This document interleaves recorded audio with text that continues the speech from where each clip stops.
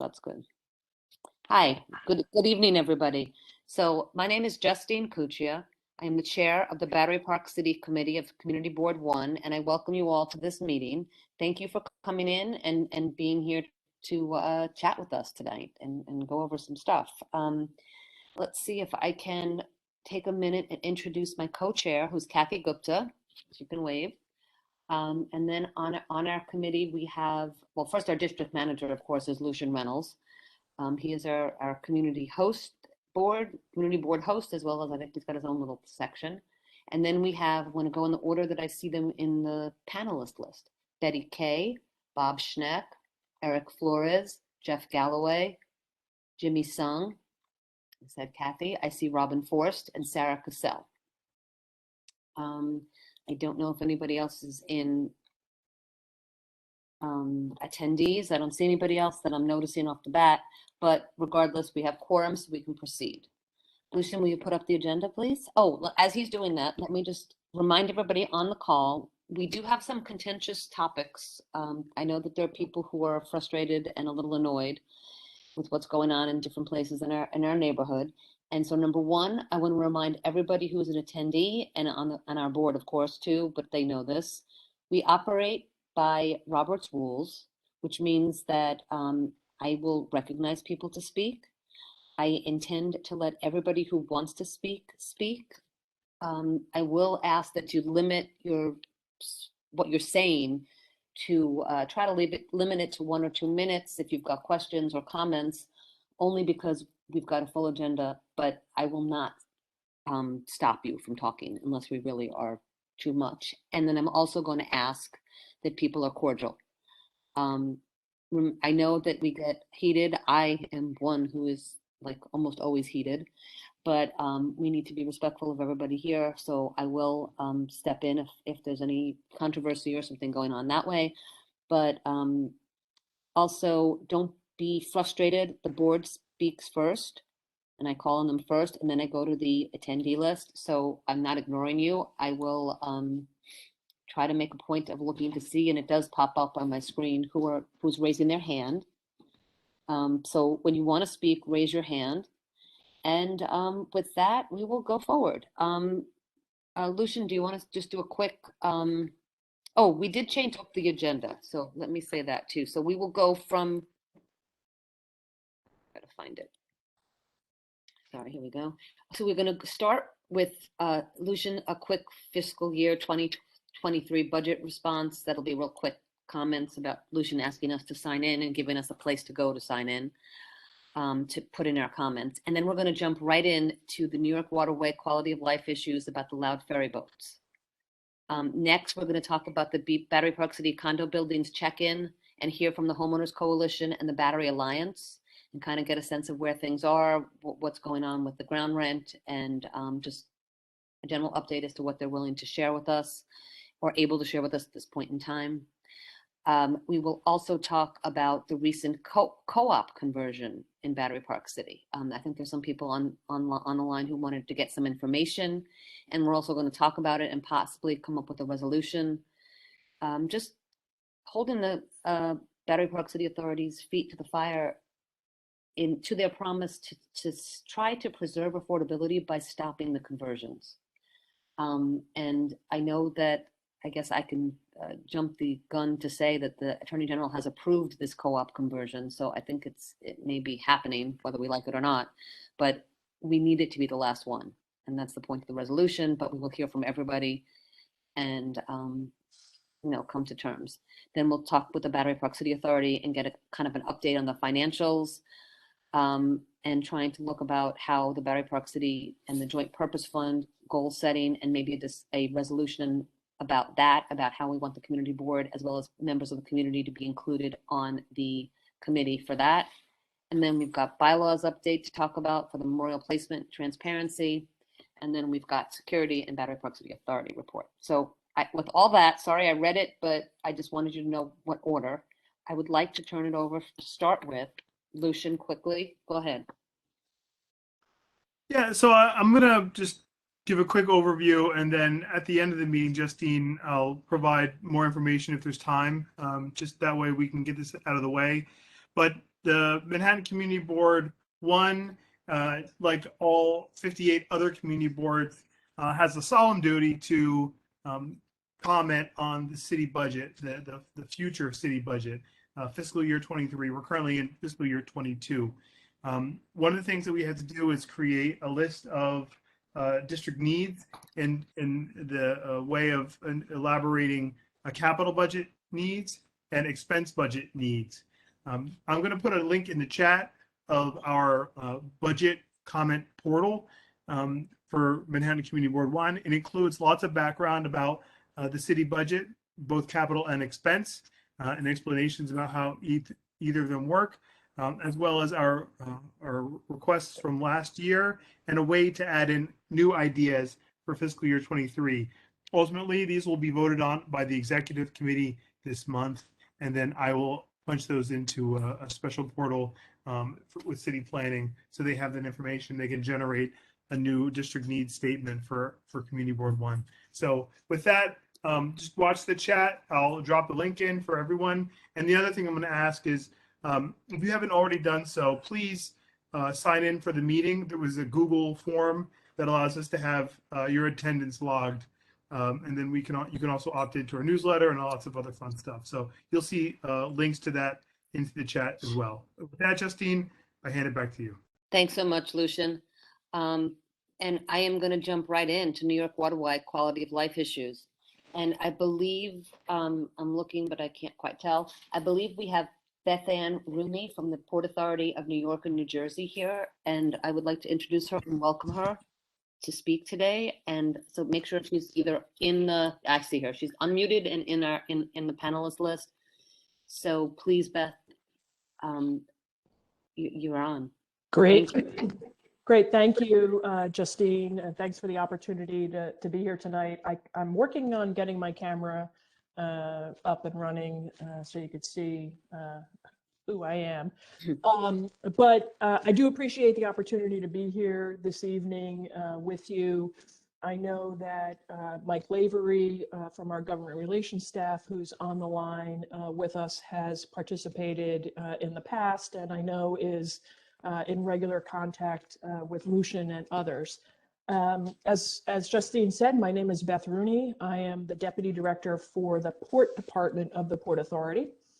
And in June of this year, the organization did a little bit of a reshuffling of the deck in terms of where the ferry business resides in the Port Authority. And effective in June, the ferries were put, I think, rightfully, into the Port Department, which is obviously involved in all things maritime related in New York Harbor. So with that, Ahmed Ishmael, who I believe some of you may have also worked with in the past, Ahmed was transferred into the Port Department, and his primary responsibility on a day-to-day basis is oversight of the ferry program, working with Don Loyola and his staff from New York Waterways.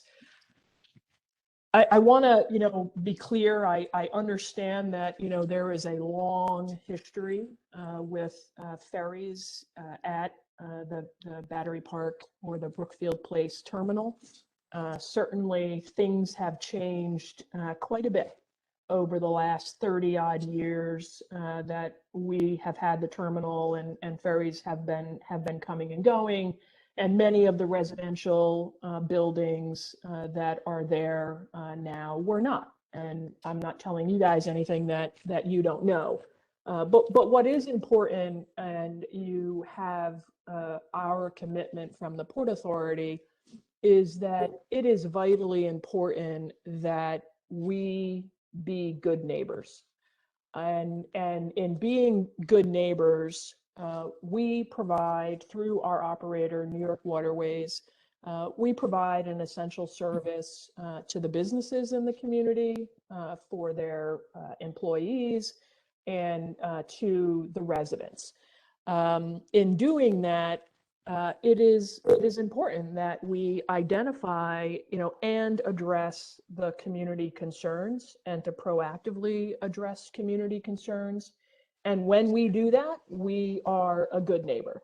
But I also think it's important, and I would like to ask that today we move proactively on addressing those issues, and not talking about There's 2 attachments. 10 15 years of history. I can't address what has or hasn't been done in the past, but I can address what we're doing today, and what we will do in the future.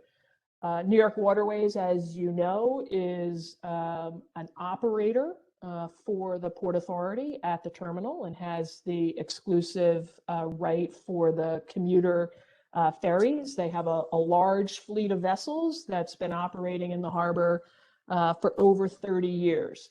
I know there's been a lot of discussion in resident and community board emails back and forth in the last, I'd say, 4 to 6 weeks with regards to a myriad of issues and complaints. Within that fleet of vessels that New York Waterways has, and I know Don can provide, a lot more color and flavor than I can. My understanding is that there have been concerns in the past raised with what is often referred to as the presidential class, the Washington, Lincoln, Hamilton, and Jefferson. And those, issues in the past have been with regards to the emissions control and the older tier engines. And each of those vessels has been since outfitted with emission control equipment. And I don't believe there is a current issue or concern with the presidential class, but certainly want to understand if there is. The other class of vessels that's often referred to is the Italian class, the LaGuardia, the Barra, good old Frank Sinatra, and Christopher Columbus. And those concerns, as I understand them, and those are double hull catamarans, those concerns, as I understand them, were more associated with noise and vibration from just the construct of the catamaran. And then there's the Henry Hudson, which I'm not real sure what class he falls into, but the Henry Hudson most recently has been an area of concern with regards to the horn and the noise, of the horns early in the morning. So with regards to the Italian class vessels, one of those has been repowered, the Frank Sinatra, and the other 3 are on deck to be repowered now. It takes, quite a bit of time to do those, but the repowering of the Sinatra, we believe when the LaGuardia, Barra, and Columbus are done, that you will not have concerns with those vessels any longer, as we don't believe there have been any recent concerns with the Sinatra. In talking with New York Waterways and Don, in addition to those CapEx enhancements that I would say to those vessels that are underway, most recently, and it should be in effect this week, and I have not seen any complaints this week, so I believe that the changes that Don put in place have been effective. But after looking at the lineup of the deployed vessels throughout the harbor, a number of changes have been made starting on Monday this week with regards to the vessels that are calling the terminal. And Don can give you some more specifics on that in a minute. Understand that in the past, New York Waterways was in the habit of, if for a vessel outage or some other issue resulted in the fleet makeup to be switched out for a period of time. I know that we had been in the habit in the past of letting you know with a much advanced notice as possible, and also a duration that we thought that would be in place, and we have fallen from the wayside of doing that. So we are committed to picking that practice back up again in terms of letting you know if there is an anomalous event that requires the fleet mix to be changed. Understanding there's concern about some of the vessels being docked on the north side of the terminal. Again, Don has made a commitment to look at moving what can be moved to the south side, and just want to be clear that at some types of vessels, some tidal windows, and some of the currents, so at various times of the day, and unfortunately those times of the day change throughout the year. So it's not a consistent window in which we would be able to say definitively that all vessels would go to the south side, because it is very much tide and current dependent, and also vessel dependent. So for example, the Goldman Sachs boat is unable to make it into the northern slip, in certain tides. But when tidal and current conditions and the deployed vessel parameters allow to be using the south slip will be used. And then Don just sent me today, and I will give him the go ahead to move forward with a replacement of the horn and on the Henry Hudson. And again, we understand that the horn at 6 o'clock in the morning is a nuisance. Unfortunately, it is a Coast Guard regulation that needs to be complied with, but we also recognize that there are horns on some of the other vessels that are compliant and are less obnoxious. So we're looking actively at that right now, and we have at least mine and Don's discussion earlier this week is that we will proactively swap out the horn on the Henry Hudson to ensure that it is a compliant but less obnoxious horn.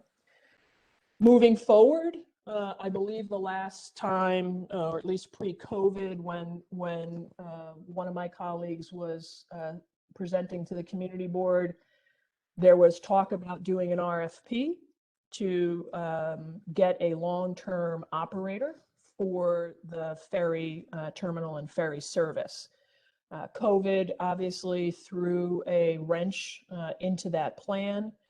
Right now, only about 30% of the ferry traffic harbor-wide has returned, and it is not a good time to bid out what could be a 10 or 15-year agreement.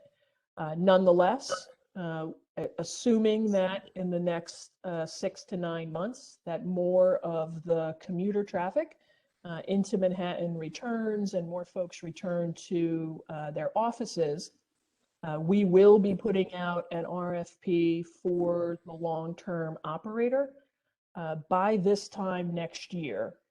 And in that RFP, and that RFP would allow us to have in place a new operator by October of 2023, which is when the current agreement with New York Waterways expires.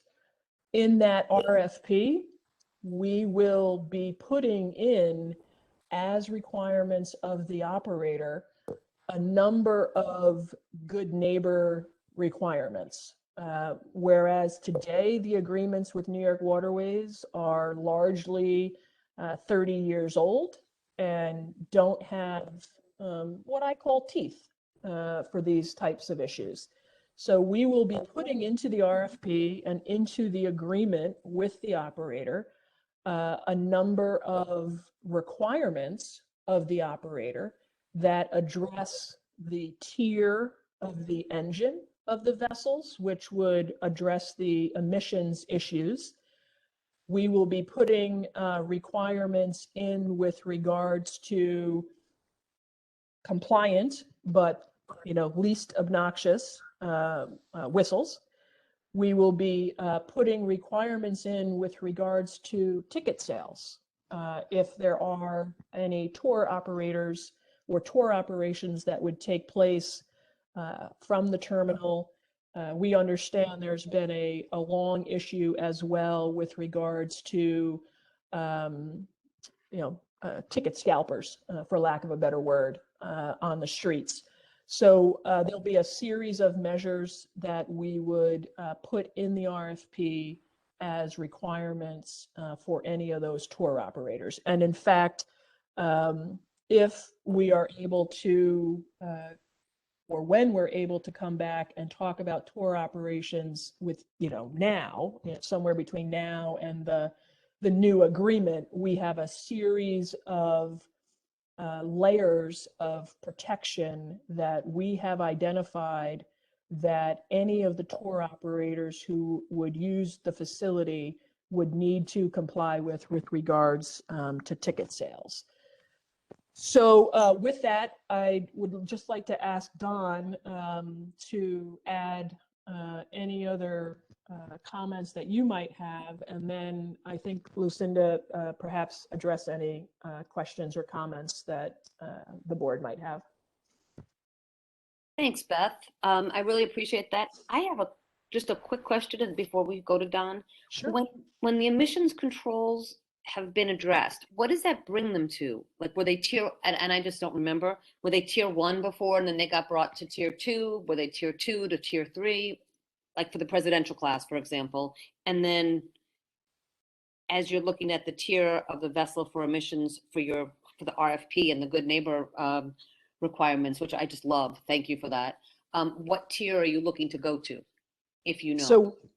So Don can correct me, but the repowering of the current vessels have been brought up to tier 3. Wow. Okay. And we would, we would love to get to electric or alternative fuel, right? Yes, that's where we would love to get to. It's going to take time to do that. There, is not a lot of availability right now and time to build those vessels and quite frankly, the funding necessary to build those vessels when there's not a lot of demand for the service. So I would expect, Lucinda, that we would put in a tier 3 or tier 4 final now with an expectation that by X date, they would be, zero emission or near zero emission. That would be amazing. And that would be, if there's a way that some of the people who are well more educated and knowledgeable about this than I weigh in, I'm going to give them a chance later. But let's move on and go to Don, please. Thank you so much. And we would like to, when we craft, the meat of the RFP, we would like to come back and sit with you or a subset of you to review the meat of the RFP before we go out public with it. Thank you. I think that would be amazing and very much welcomed. So yes, definitely. And I think a subset's better than a full board meeting like this, but we can make a little group and that's where we can have free exchange of ideas. Thank you. Don?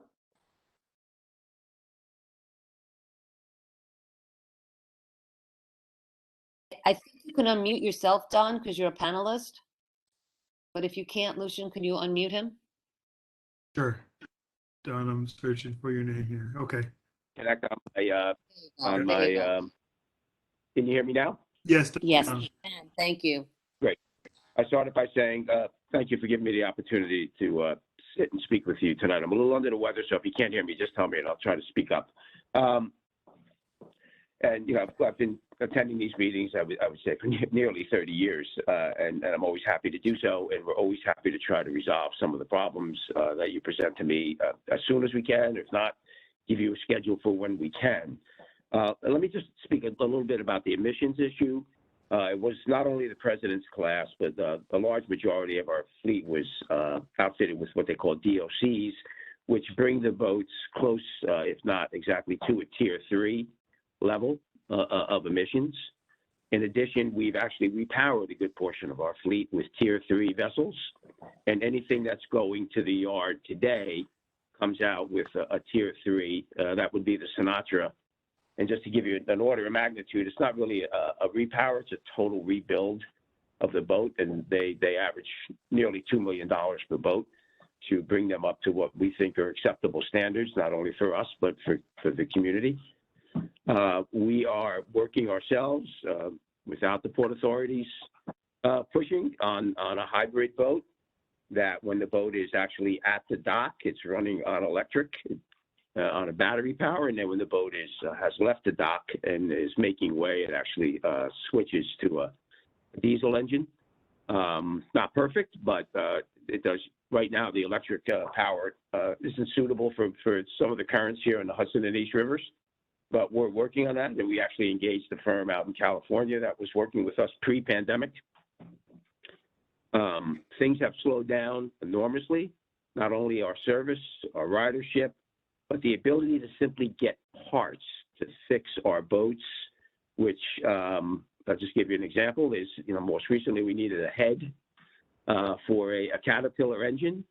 We literally had to go to Russia to get that head because there's none available in the United States. There were none available in South America.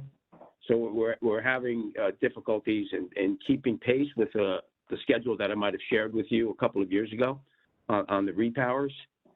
The Sinatra is done. It's been going in and out of there. I'm happy to say that nobody's even mentioned it, that they saw it in there because you can't hear it. So it's been very good. Beth Ann is correct about the horns. We're starting with the Henry Hudson just to see how that works. You know, we must, you know, be compliant with the Coast Guard. You know, some of you may say, well, for the longest time, you didn't blow the horns, and that is correct. And we were actually taken to task by the human-powered boating group, the kayakers here in the harbor, as well as the Coast Guard. And I believe there was actually a meeting held at Battery Park City. I don't know if it was the community board or a subcommittee. The Coast Guard made a presentation, and we were essentially told in no uncertain terms that, you know, we have to hit the horns. You know, we do what we have to do. The other operators, they hit the horns. They use a very non-compliant horn, and, you know, I appreciate the fact that it's quieter, but, you know, our captains are fearful for their licenses, so they want to comply. There's been some complaints about the boats, particularly the LaGuardia, that was running in there for a period of time while we were trying to get another catamaran in service. I don't think that's running in there today, or has been for a while. The Henry Hudson was in service while we were trying to get another monohull back online. That was the one that needed to head from Russia. That boat is actually back online. The Henry Hudson was removed from service. I do try to respond to the emails. I generally try to give you a schedule on when things are going to happen. I understand, you know, the concerns that people say, no, we should ban this boat and ban that boat, or there's a banned boat list. You know, there are 4 boats that we agreed to, and there's a correspondence, I believe, between us and probably Paul Goodman, the community board, and the Port Authority that identifies the 4 Italian named boats as boats that we would refrain from using. And I think for the most part, we have accomplished that. When I do bring that boat in the past, and I'll take the hit for this one, I didn't realize the LaGuardia was on that route. I normally try to give you guys a heads up and tell you how long it might be running. But we've always tried to be good neighbors. I understand the frustration with the vibration and the noise. You know, we can shift everything to the south end, but then I'm getting complaints from everybody on the south side of the building. mean, right now I have most of the service comes in the south side. I have the Jersey City Paulus Hook. I have one of our downtown operations. I have the Staten Island service, and I have the Liberty Landing service, all cramming into 2 slips. So for the most part, we're using the north slip for a couple of stops on our downtown operation and our Hoboken service. So as Beth said, you know, we're cognizant that the service is going out for RFP. We're prepared to meet any and all requirements for the RFP, as we always have. We'd rather be ahead of the game and not wait for the RFP to come out. And, you know, we look forward to continuing to be your neighbor and, if I dare say, a better neighbor. But I get the complaints, and I'm happy to answer any questions right now. Thank you so much, Don. I appreciate it. I don't have a question, but and anyone on the board, I do see Robin has a question and Betty, and then I will go to Jay in the attendee list. So Robin, unmute yourself and go ahead, and then Betty. And then Bob Schneck too, before we get to you, Jay. I'm sorry. Maybe Lucy, you unmute Robin. I'm not sure why she's not unmuting herself. There you go. Robin, you're up. Hear me? Yes, now we can. Okay. First of Hear you all, fine. great. Some weird technical something. First of all, Beth, thank you. Nice to see you. And Don, nice to see you again. And of course, a special hi to Michael Avery, who we don't see, but we know is here.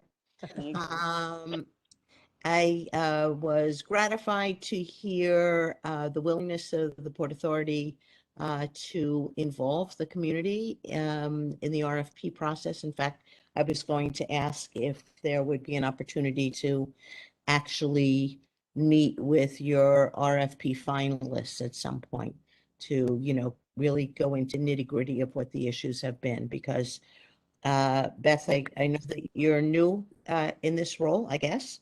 But this is a very long and contentious issue and problem.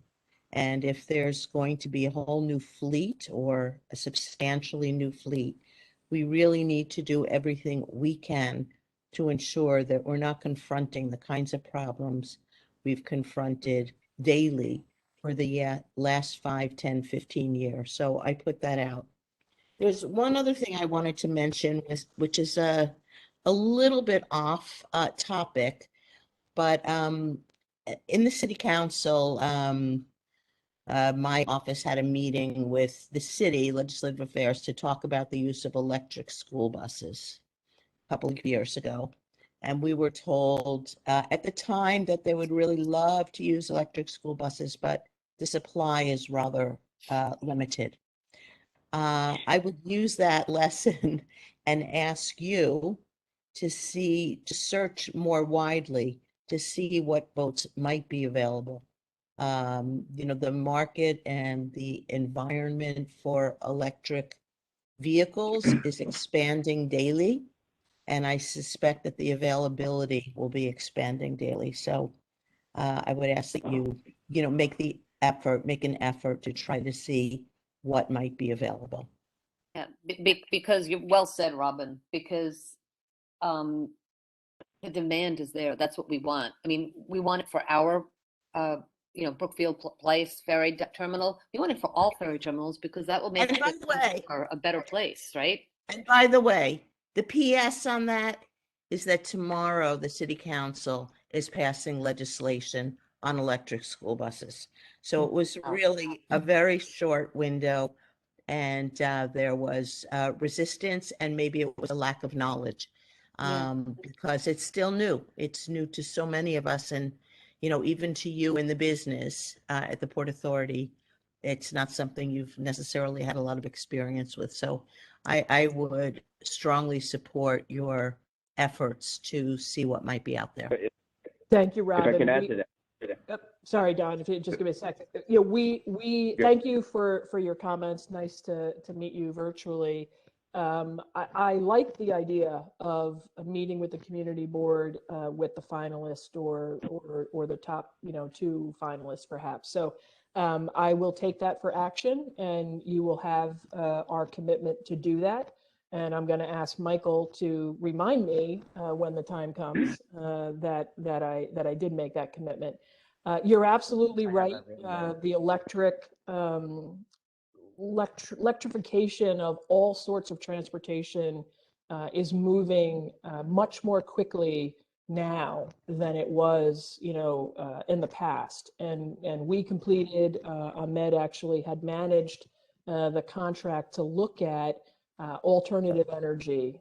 So, if it's not electric, it could be, as Donald was saying, battery cells, that are stored on the vessel. There's, bio fuel as a capability. There's hydrogen as a capability, which we're not a fan of. But there's certainly better options out there than fossil fueled ferries. And again, we're committed to those. I think you will hear from the Port Authority later this month in terms of the next step that we're making agency-wide in terms of sustainability and greenhouse gas reductions. And we're pushing the envelope across all of our business modes, and ferries are not going to be left out of that equation. But that's very good to hear. And Port Authority in many ways has been at the forefront in terms of environmental awareness, but this is one area that really needs some attention. So Sure. Thank you. Agree. Thank you. If I can just add one thing, the vehicles fortunately had a long head start on the street, and it's not only a technological issue, it's a regulatory issue, and the Coast Guard is really just catching up. There's an interesting conference in Jersey City in the beginning of November regarding ferries, and there's a lot of alternative power providers and users there. So believe me, we like the alternative power. I mean, not spending money on diesel fuel is something that I think every operator likes. But it's not only going to be ferries; it's going to be tugs. Crowley Marine, I think, just launched one of their first all-electric tugs. So the change is coming, but it's hard to keep pace from a regulatory standpoint. I can't just pull over to the side of the road if my batteries go dead. So we need a level of redundancy that the Coast Guard has to be comfortable with. But we are, I'm happy to say that we've actually been studying it for many months. Very much. Betty, please. Thank you. And I thank everyone for the opportunity to speak about this. In follow-up to Robin, kind of interesting, the last day or two, Bloomberg has actually been writing about Norway attempting to be the international leader in electrification. And I see some heads shaking. Yeah. So I think the fact that they can do cargo ships and make them all electric, I agree. There's definitely big changes that you think they could take on ferries. So I'm glad to see the Port Authority is aware and is kind of looking at that. But what I wanted to bring up was, in summary, to add on to, because I've been following this a long time, besides the horn volume and some of the captain's choice to be especially aggressive, because I can follow some of these boats and see the change since I live immediately above the ferry dock. I can see changes in their behavior after I've complained to Don, and he's probably spoken with them, that they're not as aggressive in how hard they hit the horn. So I would appreciate it if they change the horns on the most obnoxious boats, but some captains could modify their behavior a little bit too. The engine vibration. Go ahead. Yes, the engine vibration certainly I know has been an issue on some of the boats, and the emission control is an issue, as you've already brought up. But I want to broaden it to make sure you look at the other boats that come into the dock. With New York Waterway controlling the dock, not just their own vehicles. Something like the New York taxi with the little lady, horrible polluter. The Bayonne Golf Club ferry, horrible polluter.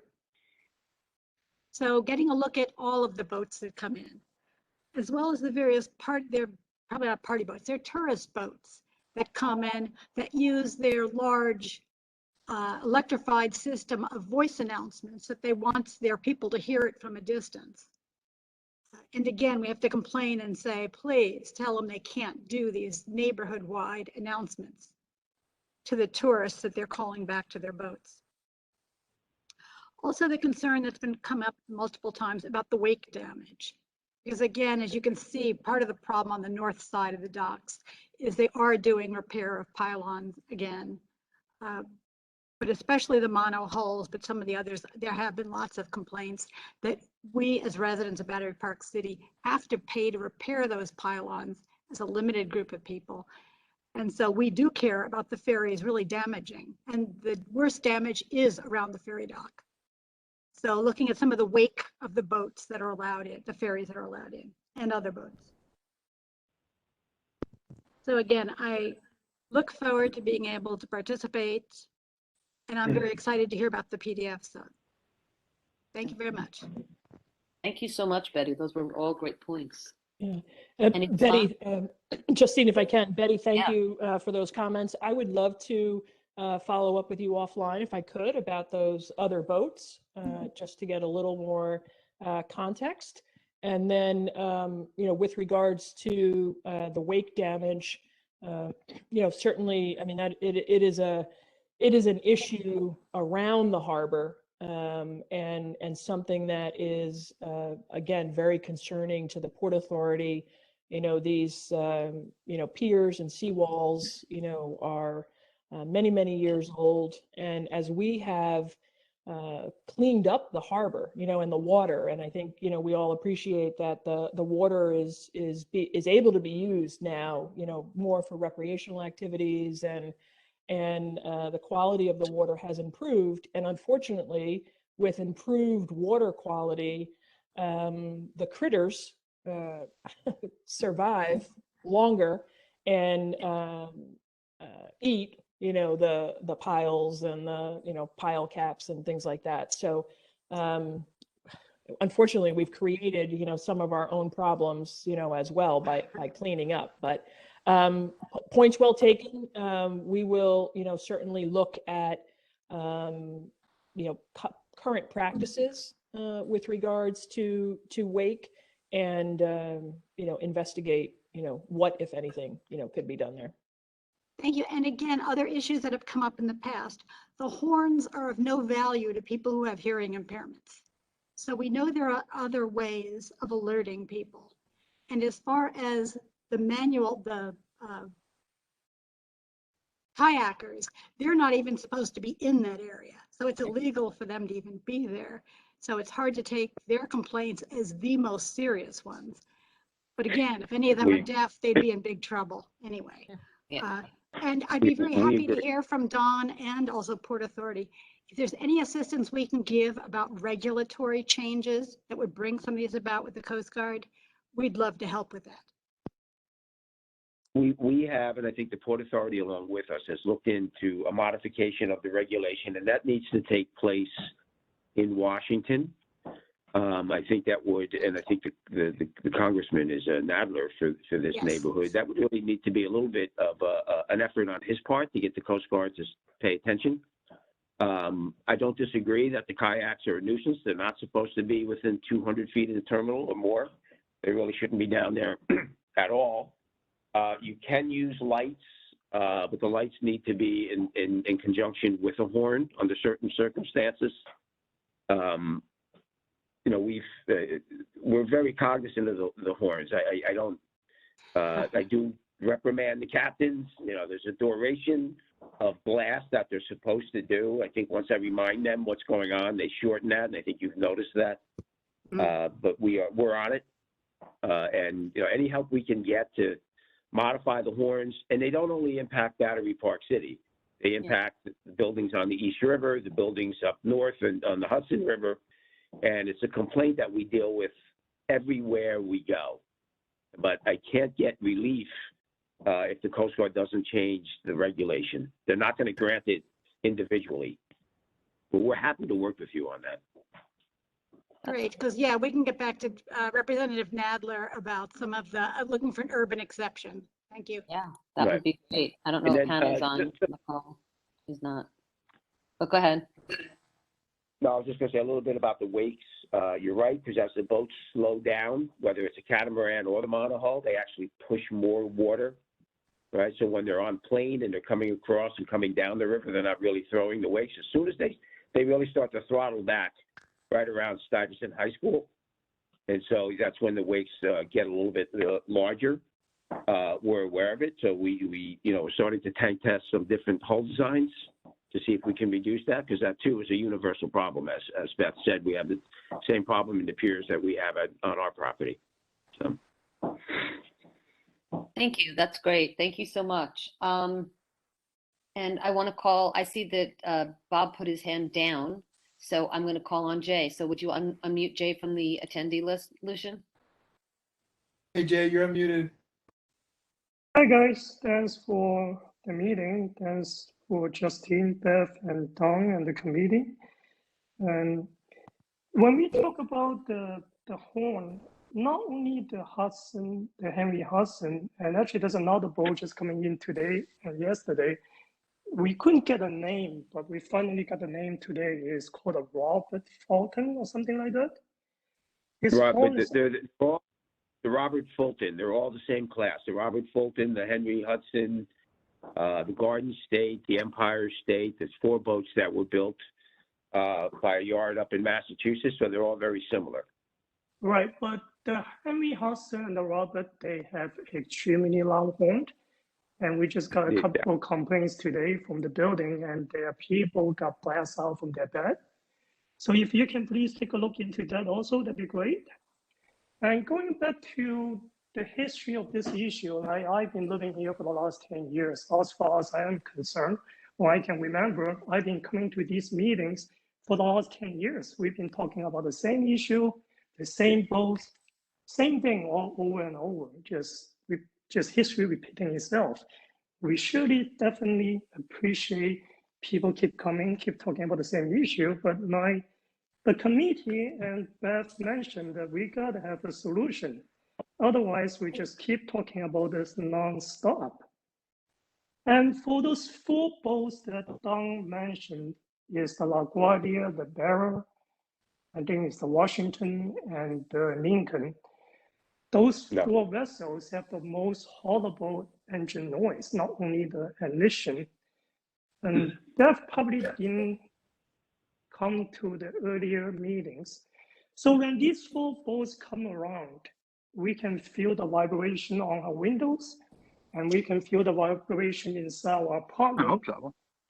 And it was just absolutely horrible. And we got waken up, and we trying to turn on the white noise machine. None of them work. It's not that we wait by the window to look for this boat to come and then try to make trouble. We only felt the noise, the vibration and disruption to our life. Then we go to the window, go to the dock and take pictures and raise this issue to the community board and ask you folks to come and trying to discuss a solution. So hopefully the RFP would be a solution to all these problems. So one thing I would like to mention, like what Betty mentioned, is not only the emission and mostly is the noise. And there are 2 types of noise that bothers the heck out of everybody live here, is the horn and then is the engine noise. So for whatever RFP requirement that we're going to put out in the future, so please put down these 2 requirements. People here should not feel the vibration in their apartment when the boat docks, and they definitely should not get waken up by the horn. And Donald mentioned that, if he shipped the boats to the south side, then people on the south side is going to complain. I disagree. If we look at the dock, how the dock is laid out, all the residential buildings, there's about 5 of them, is all on the north side facing the dock. On the south side, there's only 1 building, it's the CME building, it's a business building, it's still mostly empty. So to us, it's very simple. I mean, we should really move these boats if they have to come. And some of the good boats out of location, and Don has to put one of these boats. 6 of them, right? Like 4 have the engine noise, 2 have the horn problem. If they have to come, please from the south side. And I bet you no one at the CME building is going to come complain because they're all working from home. So Jay, thank you so much. I know you waited, and Bob, yes, I see that your hand is back up, so I will call on you. And thank you so much for sharing all that. I so Yeah, appreciate you're it. welcome. I don't see anybody else in the chat raising their, in the attendee list raising their hand, but I'll look again in a minute. But what I want to say about the south side. So the issue, I think, was in the ferry docks previous location. It was farther south. I think that the ferry dock was really bothersome to Gateway Plaza. But I think that it's far enough north. And people who live in Gateway Plaza, now's your chance to tell me that I'm wrong. But I did kind of do a speaking with them. It's far enough away that they do not have issues. They have issues with boats in the middle of the river, with the party boats and the noises and all that stuff. But I don't think that they have issues with the boats at the dock in Gateway. So I don't think there's a problem. May I just add one thing? I agree with you, Jay. Mm-hmm. Yeah, may I just add one thing, please? For the Henry Hudson and the Robert Falcon, for the boats, these 2 boats with a really loud horn, it really doesn't matter which Where dock. they are, yeah. Yeah, people facing the north, the south, the east, they can hear it. People at the Conrad Hotel, they can hear it. Mm-hmm. So it's more like those 4 boats with really loud engine noise. If they dock at the south side, the people at the Gateway Plaza, they won't be able to hear it because Correct. it's so far. Correct.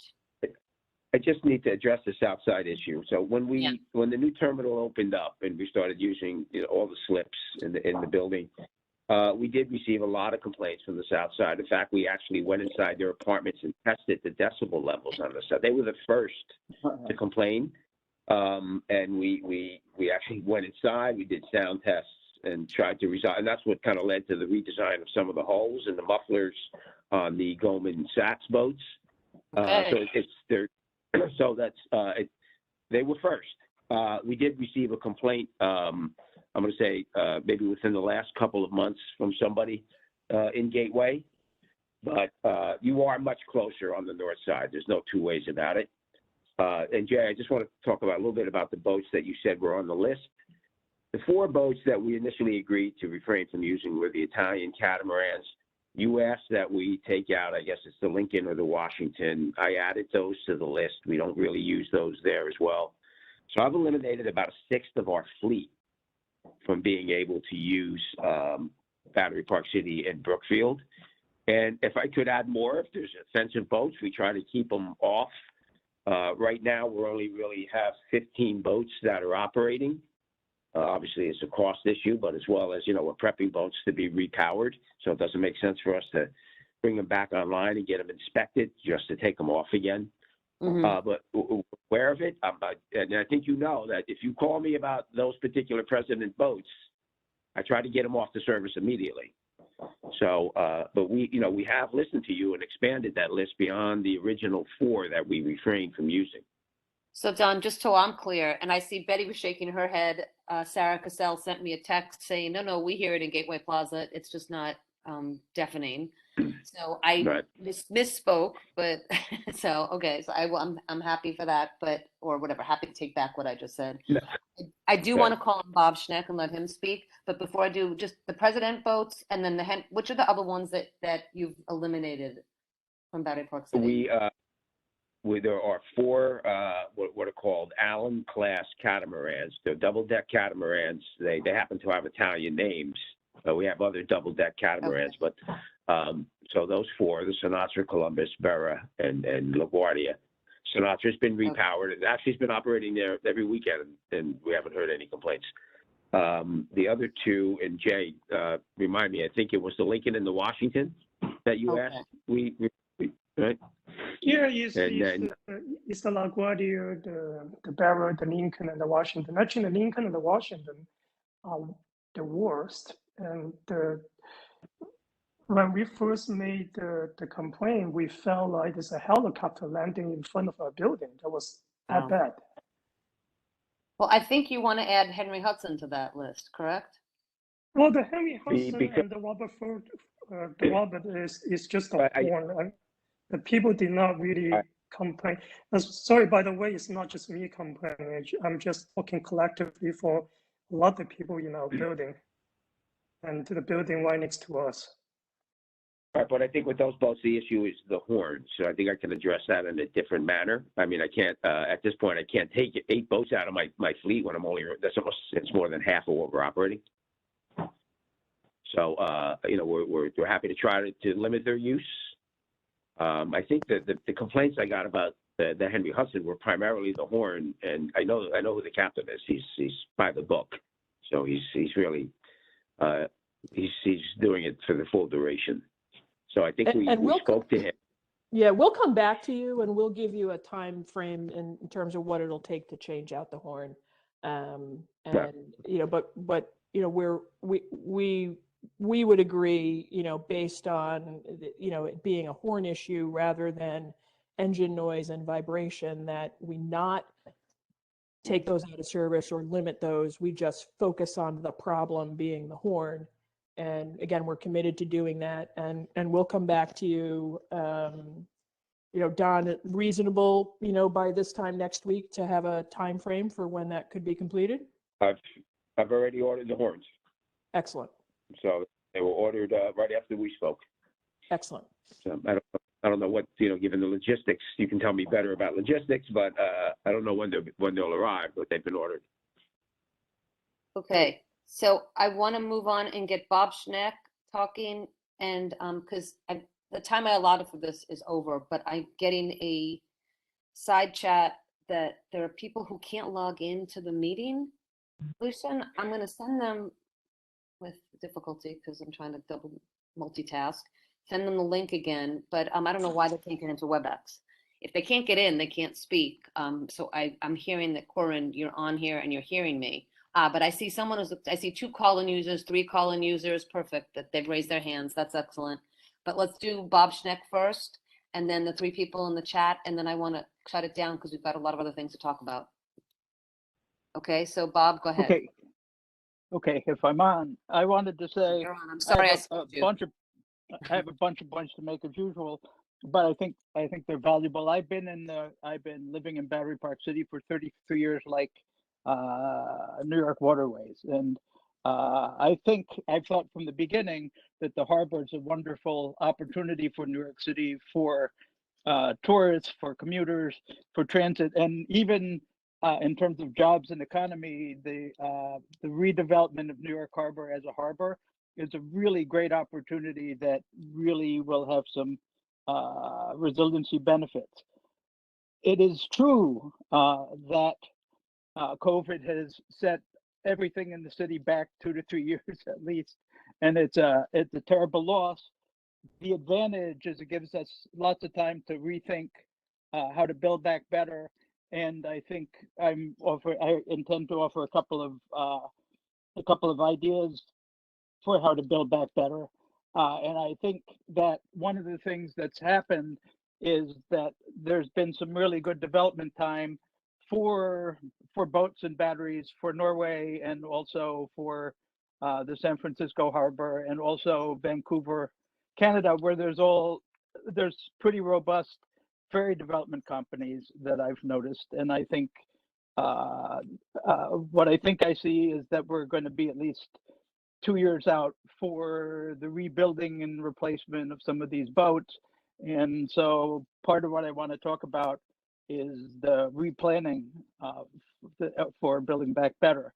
As a resident and as a person who wanders by the freight terminals at all hours between 10 o'clock in the morning and 10 o'clock at night, I've noticed that they're much better, and that they're much cleaner in general, and they're much quieter.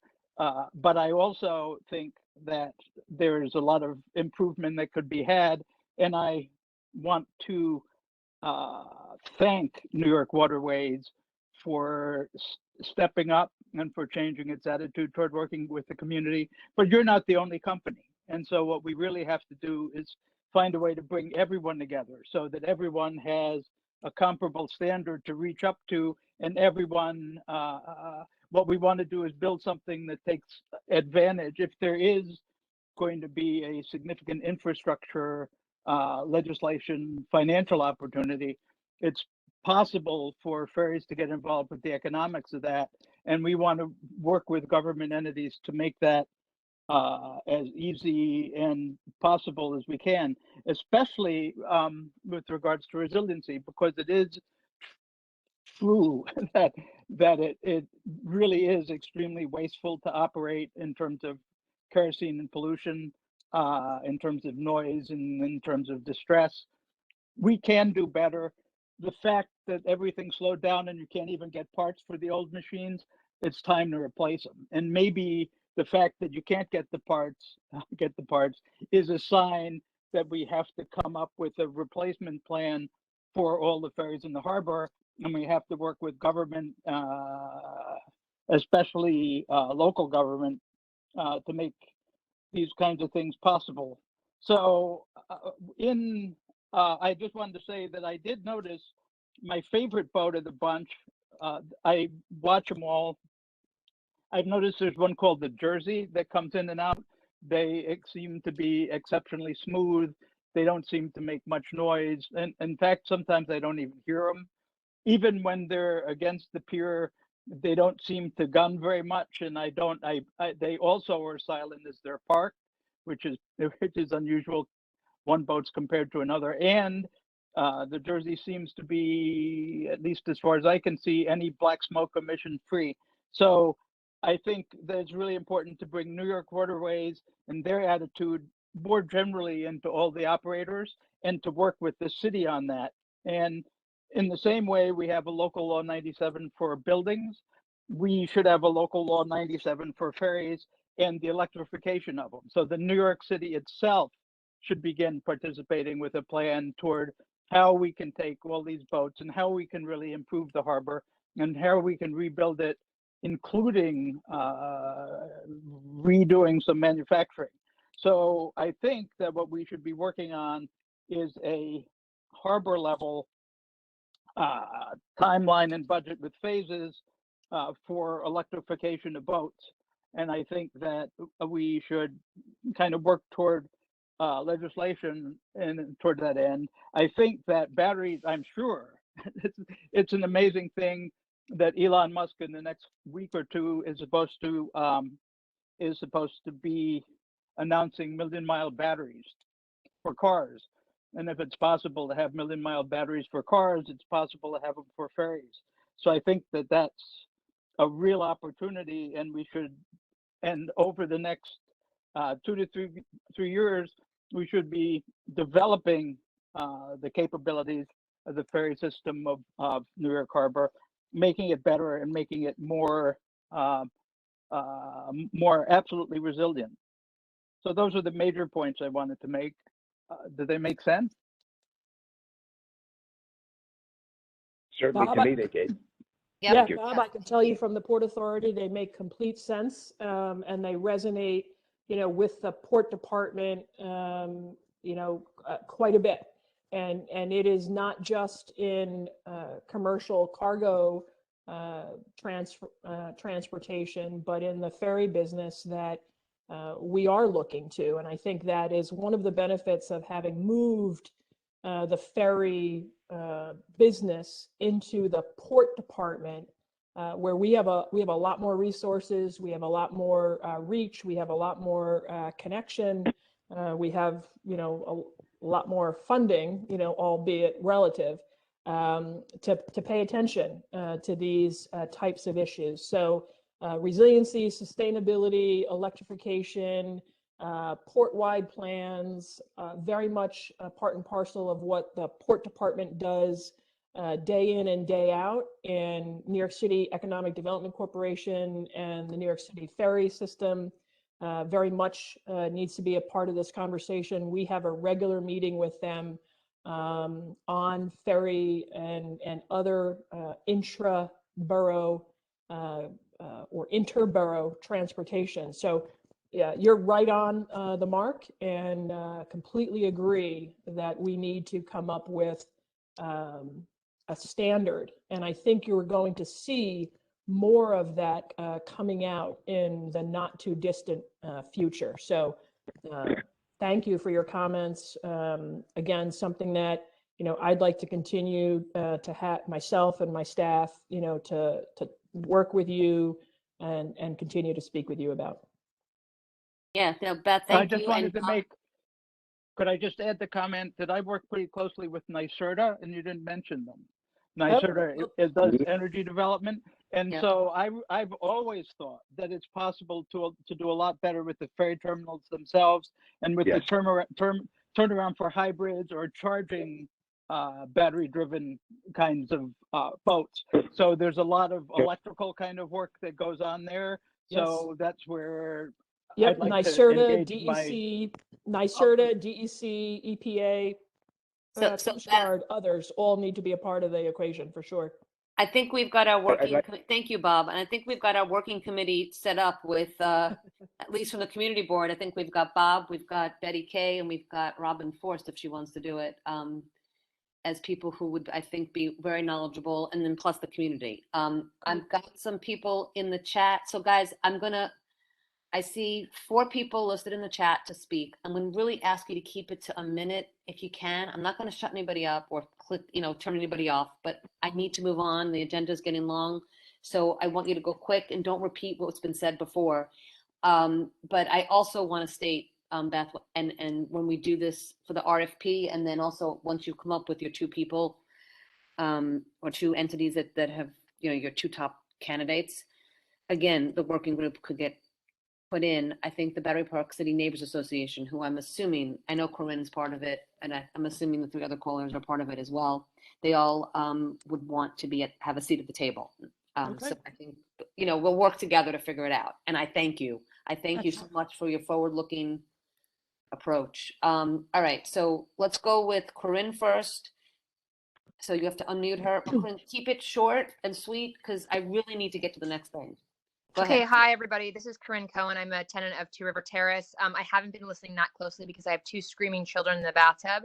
So I'll make it short and to the point. I don't think I'm saying anything that anybody hasn't said, but just want to reiterate the point of the noise of the horns is it's inconsistent, which I think is the biggest problem. It's not one day it jolts us out of bed and the next day you barely hear it. So there's got to be somewhere where we can not even meet in the middle, but we can have that quieter horn. So I just want to urge you and work together to come to a place where, we are all, good community members together, and the tenants in the neighborhood are happy with the sound of the horn, and you're still complying with, all of the Coast Guard regulations.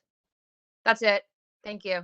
Thank you. Thank you, Corinne. I really appreciate it. Lucian, if you go down the list, I see a 212-912. Can you unmute that person? And you're unmuted person. Hi, yes, I'm from the Gateway Plaza, and I'm Elizabeth, and I just want to say that the notion that we are not affected by this is wrong.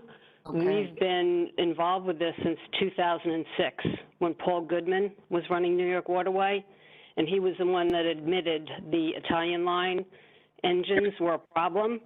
They are running again on a regular basis and have been for the last couple of months. Just today they were running. So we hear both the engine vibration noise that gentleman, basically said. It's not just a noise, it's a vibration. We hear the horns because we are, we have the marina in front of us and then the Hudson on the side of us. So to be bordered by water on 2 sides, it all gets magnified. And we know it's really close to their building. I can't even imagine. We hear it all the time. And I know, again, I can't get on, so I can't see the gentleman that was speaking. The actual Frank Sinatra isn't the original Frank Sinatra. You could tell that they changed out the lettering. It's not even the same boat that it was. So is that correct? Very correct. It's a very different boat. Yeah, so for you to say before, the Frank Sinatra's running, that was one of the Italian lines, and no one's complaining about it, is misleading. It's not the same boat. It's a totally different boat. But I said, you might not have heard me. I said the boat was completely rebuilt. Well, it's not even, it doesn't even have the same design in the back. It doesn't. It doesn't even look like the Yogi Berra. Like the Frank Sinatra always looked like the Yogi Berra. It had the same lettering. You know, Right, all this four of was a completely different boat. If you allow me, all four of those boats are scheduled for the same change. That's a portion of the fleet that's going to be Tier 3, complete exhaust system revision. And I'm interested. You've obviously seen the Sinatra, right? Is it? No, I mean offending even the outside of it doesn't look the same. So if you're rebuilding it, you're changing the outside of it too. Is that how it works? I think they have to. Yes, there's structural completely changes that are made as well. Okay, great. Thanks for explaining that. I really appreciate it. Because yes, there's a huge difference between that, and I'm glad you explained it.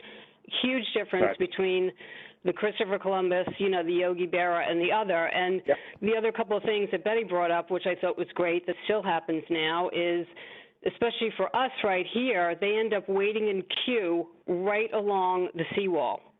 And sometimes, like there's one guy, you know, that was on the ferry today, and he'll gun it and then, you know, let up on the throttle right before he gets to the terminal. So it does, you know, all this stuff, it affects us on the south side still to this day. I'm aware of that. Yeah, and like as Bob pointed out, the Goldman Sachs ferries or even the new ferries from the, I guess it's Staten Island, they're great. It's like night and day. So everything that you've all discussed, you know, about the plans for new ferries, if the money comes up, the capital improvements allow it, if they could upgrade the fleet to that level and also work on tweaking what they need to tweak with the horns. So it really is a quality of life issue. And if all those things could be done, it would just be, it would end all of these problems for the community. Well, that's an amazing statement, I think, and thank you for sharing it, and thank you for correcting me. Just so you know, I mean, again, so if they can even just stop running, I don't know why they're running the Christopher Columbus, Yogi Berra, and the Fiorella LaGuardia still. I'm not sure why that's happened. They've made numerous commitments in the past to stop it. So, well, and Don, you said it again. That's why I was asking you. You said no presidential boats and no Italian boats, except if like Sinatra has been refurbished, then that's fine. I will check the lineup again. I was told that they were not coming in, but if you saw one today, I'll find out exactly why. I've been in communication with Ahmet for the last 2 months, and I'm looking at my email now. I'm going to send him a new one. In the last 16 days, I'm sorry, in the last month, there's been 15 to 16 days of one of these boats running several times a day. And one of the, I'm going to call them the bad boats, not the fixed Sinatra. So Donald. Correct. Yeah, the Sinatras, no, and I'm so glad that you know, as I said, made that clear, because the difference is night and day between these boats and what that is now. Vast improvement. We aspire to have every boat at that level, right? So it's just, I mean, lost 6 years. You know, there's I don't want to take your time, but there's a lot of funding out there available for retrofitting boats. We need a public partner. Even if, Bob said, you could upgrade to have something as great as the Goldman Sachs or these Staten Island ones coming to Staten Island. They are, you know, it's a huge difference and a huge improvement. Huge. I think the best part about this is there's a way forward, and that's really exciting to me. And I'm sorry, yeah, there's hope there, and it seems like everyone's got the same goal in mind, which is great. I think so. This is maybe we're moving forward, I think, in the right direction. And again, you have, you know, our commitment. And I can't say that you didn't have the commitment in the past, but you know, at least under my watch, you know, I got to sleep well at night as well. So, you know. But it also you may everybody wants the same thing for everybody else. Absolutely. Yeah. Well, thank you very much. I appreciate it. And thank you for raising your hand and speaking. I appreciate that. Okay, great. Thanks. And it sounds like what's different now is you may have some tools in your hand that weren't in existence before, but maybe I'm wrong. Which is clearly, you know, that's fine. Let's go to 917-498. Lucian, if you unmute, and again, please try to keep it short. Welcome. Hi, this is Brian Cushman. I'm a I'm an owner in the River House and Two River Terrace, and Jay and Corinne, I think, have covered it well. Obviously, the horns, the vibrations, the gunning of the engines, all extremely serious issues. And I wonder, with the vibrations and them sitting against the dock, is the Port Authority doing any kind of studies regarding the long-term effects of these vibrations on the local buildings and any kind of deterioration to them? Because I have to believe there's got to be some long-term effect when this is happening. I just want to make sure that people are looking into that. And on top of that, I guess I was curious to know who's responsible for the party boats, the ones that are like neon purple that go up and down the Hudson blasting music. I see sometimes the boats come to the dock to let on and off people, but a lot of times I see them just going up and down the Hudson. And they'll go all night long, way past 10, 11, 12 at night, just, pounding music. I was just curious, who's responsible for those boats? How do we go about it? Is there any kind of rules or laws against, let's call it noise pollution at that time?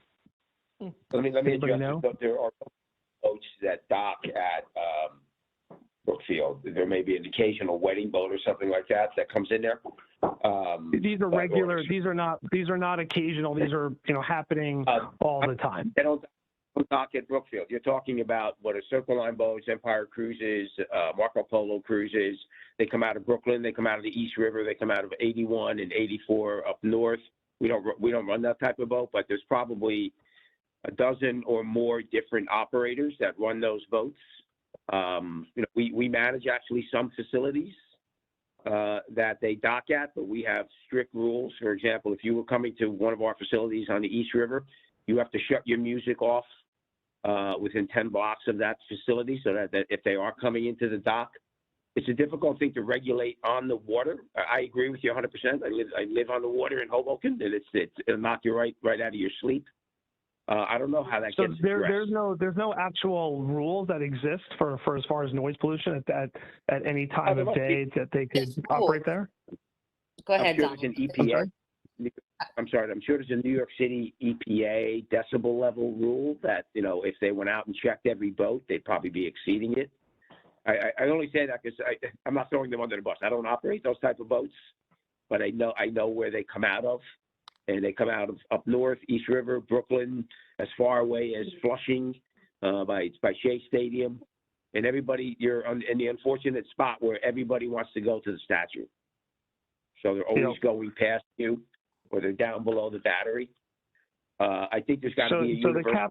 So the ferry captains are all worried about being fined if they don't honk, but yet those seem to never be worried about, operating above, let's say, EPA levels. It just would be, I'm just curious how we can go about sort of doing something like that. We're getting some sort of enforcement. The captains seem to be worried about honking. It's too bad we can't get the captains of those boats to be worried about their music levels or their, the decibels that they're emanating. I think this goes. Yeah, I think this goes back to, part of the question or part of the comments, that Bob was making in terms of, citywide, region-wide, plans and programs. And, this is not, a Coast Guard, regulation in terms of what happens, on the waterway in terms of noise. Right. It might be, a city or state, law or ordinance. It's not within the Port Authority's control and jurisdiction, but something that, again, we can help you look into. This one's a tough one. I honestly don't know that even the noise, regulations as written today, would carry over, to the water. But perhaps, Lucinda, that's something that, a resolution and pushing, city council or, whomever, I don't know, we'll have to figure it out, in terms of putting a regulation on these, party boats. And I think there's creative ways to address it, like they do the advertising boats. I think you have to look to zoning and whether or not they're in violation of certain zoning ordinances. And also even the tourist boats that come, or there's boats I've seen that come to the Brookfield dock and they'll use the microphone to tell people, hey, this is going here, get off here, and the microphone's pretty loud, and so I can hear from my apartment, 20 floors plus off the ground, I can hear the announcements. I was aware of that. I think we addressed that when they were running. It's been obviously, 18, 20 months. We were aware of that. Sometimes it's just chatter. Sometimes it's safety announcements. Where our position was that they shouldn't be using the mic at all at the dock. So I think toward the end of the tour, pre-COVID, that had abated. But it seems like it's been forever, so I'm not sure whether it did or did not. Again, it's all part of quality of life and just, getting to a point that's reasonable and hopefully you guys keep working towards it. It's been conversations that have been going on for seemingly years that has been making very, very little progress. We're hoping it could just make further progress, maybe at a quicker speed. Thank you so much. All right. Thank you so much. I so appreciate it. And I'm so sorry. We are a half hour behind schedule for me and what I've got to do. So I'm really going to ask the next caller, 917-744. You really have 1 minute and then I'm going to mute you. I'm so sorry. Everybody else took too long and I'm trying to be polite, but we got to go. We got other people waiting. Thank you. So go ahead. Okay. Can you hear me? Yes. Great. All right. So this is my second time attending one of these meetings, so I will indeed try to be very brief. I'm just very curious about, it's been said twice that that they're happy with satisfied with the levels of the horn, the sound of the horns from the boats. And I'm just very curious about that comment and a couple of other issues, because if you don't have to live with that sound, then it's very easy for you to be satisfied with the sound that you don't have to live with daily. So that's my one comment on that, because the sound is really pretty obnoxious. And at around 6:51, it did indeed go up, and I wish that it was, I recorded it so you could just hear just how obnoxious the sound is. Not only is the sound obnoxious, but the air quality is obnoxious as well. We recently had the inside of our window panes wiped down because it was really quite grimy. This was a few weeks ago. I recently opened a window again and noticed that the window nearest to the ferry, I live in River Terrace also with my family, and already the inside of the windows has become grimy from the air pollution. So I'd just like for people to be aware that just because you might not have heard from anyone of us individually complaining to Battery Park City ferry representatives, don't assume that everything is okay just because you haven't heard from any one of us. I have been trying to get involved in what goes on locally for quite some time with some difficulties. I know I'm not the only one, so please don't make that assumption. I have written to a number of people. I recently saw that one of my comments that I wrote to the mayor's office about, it appeared in some publication somewhere. It's interesting that it appeared in a publication, yet I received no word from the mayor's office themselves. So yeah, just please bear those things in mind. Not just because you don't hear from people, don't assume that everything is okay for the majority of the families that are living in this area with this noise pollution and this air pollution, because I can assure you that that's not the case at all. I appreciate your efforts, but as many other people have said before me, if you could move more efficiently, and I'm sure you're trying, but if you could move swiftly and efficiently and have open communications with the residents themselves, so that we feel that we have an actual say in how the quality of our lives are operating here. Many of us have been living here for a number of years, and we'd like some say in what goes into our lungs and what goes in, the environment that we live in, and the noise decibels that we're having to live with, because those party boats are obnoxious, but so are the everyday boats that come into the area. So it's a beautiful area, and we'd like to keep it that way. And I know everybody's working very hard, but if we could have a more efficient way of moving forward, instead of shuffling the same issues over and over again, I think that there will be less frustration on the people that actually live in the area that have to live with the consequences of the decisions made on our behalf. So thank you for your time. Thank you so much for speaking, and thank you for taking the time and patience to wait to be called on. So couple of things, and then first, Donald or Beth, I'm going to let you finish up so you have the last word here. But what I'd like to put out there is conversations that I want to keep having is I really listened to what Betty was saying about the deterioration of the seawall and the costs that are associated with that. And I'd like to have a conversation with Nick Bordone and the Battery Park City Authority and New York Waterway and Beth and and Port Authority of New York and New Jersey, just to get a sense of what the cost is and get an idea of what the cost is and how much of that can be associated with, just as we're trying to figure it out. Because the topic that we're moving on to next is the ground rent, home ownership in Battery Park City, affordability in Battery Park City, Homeowners Coalition speaking, the Battery Alliance speaking. And we've got a lot of concerns about the spiraling costs that are associated with living here. Mm-hmm. And part of what's done is I believe it was Betty who said it, there is a constant need to build up, repair, maintain, whatever the right word is, the seawall. And that's part of it being a seawall. I get it.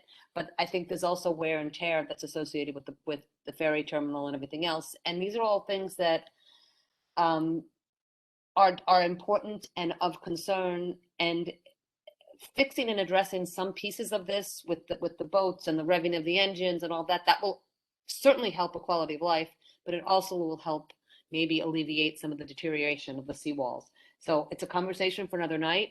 I think that the larger party boats and everything else, I think that might be something that if you're willing to work with us, it's another conversation, and maybe it's a transportation committee, or maybe it's just part of that working group. And once again, Betty, I'm putting you up on call because it's you. But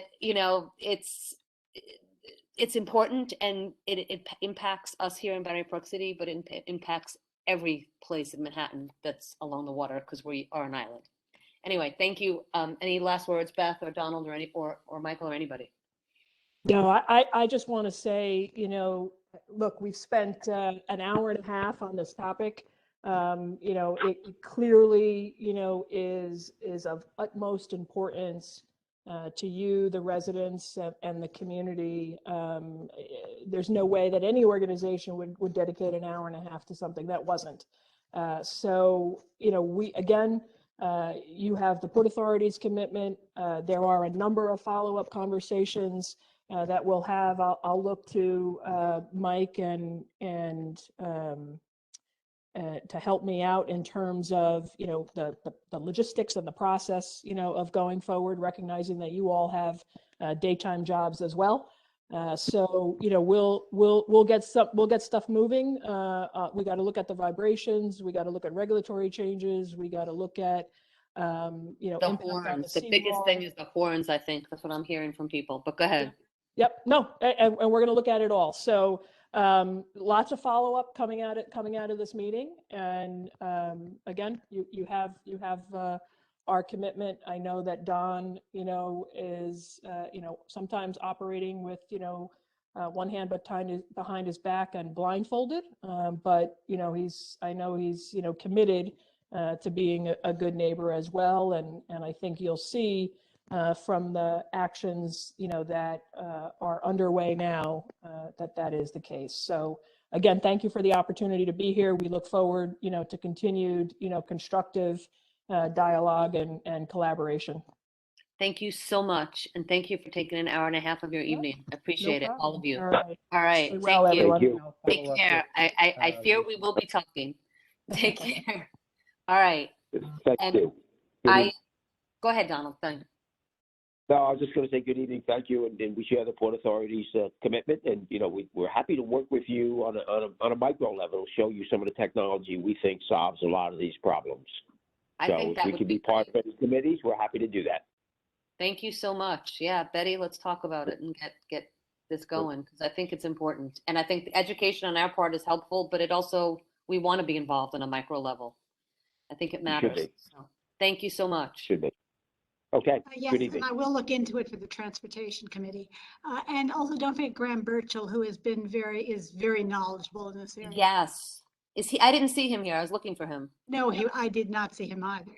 Yeah. So, but yes, because he is very knowledgeable. I was waiting for him because I know he's got in, but let's make sure, put a good point, and he should be included as well. Because yeah, thank you. All right. I am going to shut this down. There may be attendees with hands raised. If it's on this topic, I am sorry. It's too much. We need to move on to the next topic, which is going to be, I'm moving things around. So we would like to talk now about the Battery Park City condo buildings check-in and kind of get a sense and a little bit of a touching base from the Homeowners Coalition. Pat Smith as the president of the Homeowners Coalition. And the Battery Alliance is also with us, and I believe Dan Ackerman is here.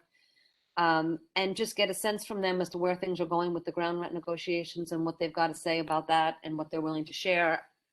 I've kind of allotted 15 minutes or so to this, but it will take what it takes, and I'm willing to go longer, and certainly anybody who has questions.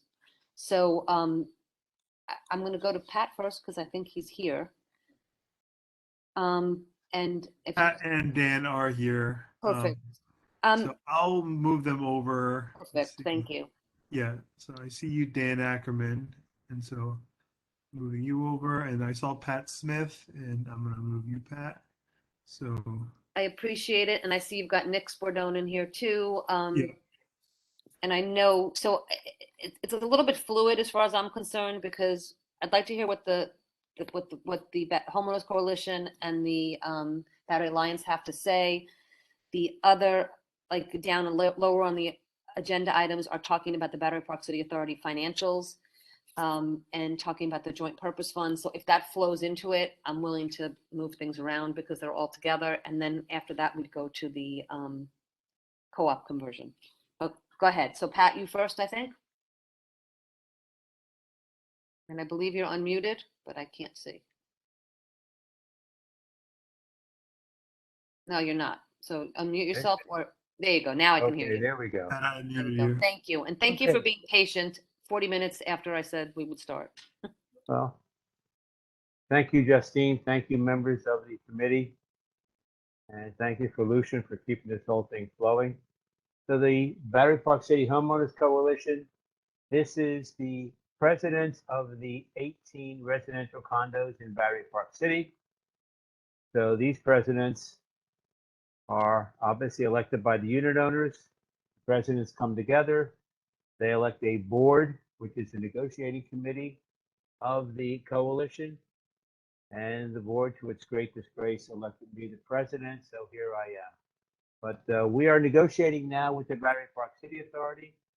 Our goals are to, A, extend the Battery Park City enabling legislation by 99 years. Right now, no one knows what happens when this legislation expires in 2069. What happens to our homes, or at that point, to the homes that we've left for our children or grandchildren. So that needs to be extended for 99 years. And we are approaching that by A, negotiating with the authority, but B, reaching out to our legislators. Uline New has introduced legislation that includes this extension. Senator Brian Kavanaugh has yet to be heard from on this issue. The authority, the coalition, now we have interviewed two very reputable lobbying firms, and we are moving through the members of the coalition to hire a lobbying firm and to use, working with the lobbying firm to get to Senator Kavanaugh, to get him on board with extending this legislation and with assisting us in our negotiations. I'll take that piece secondly. And also to work through to our new governor. And again, the Battery Park City Authority is a board of people appointed by the governor. So it is a political organization, and there's a political solution to anything we want to do with them. And the ultimate authority there is the governor. We suspect that one person who will be very influential on this governor will be Senator Kavanaugh. So we need to get to Senator Kavanaugh, and we need to get to the governor, and that's where we're moving on the 99-year extension. Our second agenda is to have low, affordable, fixed ground rent increases, as we did when we negotiated the deal with the authority in 2011. We're not looking for a cut. We're not looking to stop ground rents, but we're looking for ground rents to rise at a low and predictable level. Why is this important? Because right now your home in the existing agreement we reached in 2011 begins to expire in 2039. That is 18 years away. And that might sound like a long time, but if you are trying to sell your condo and the buyer is looking for a 30-year mortgage, the bank wants to know what happens after those first 18 or 20 years. Right now, you can see, thanks to the 2011 agreement, what your ground rents are for the next 18 to 20 years. And the bank can see what those ground rents are.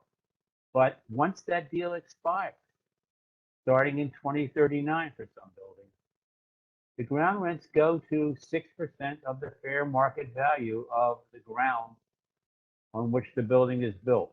That is a number that's going to run to the millions. That is a number that is going to be impossible for you to pay.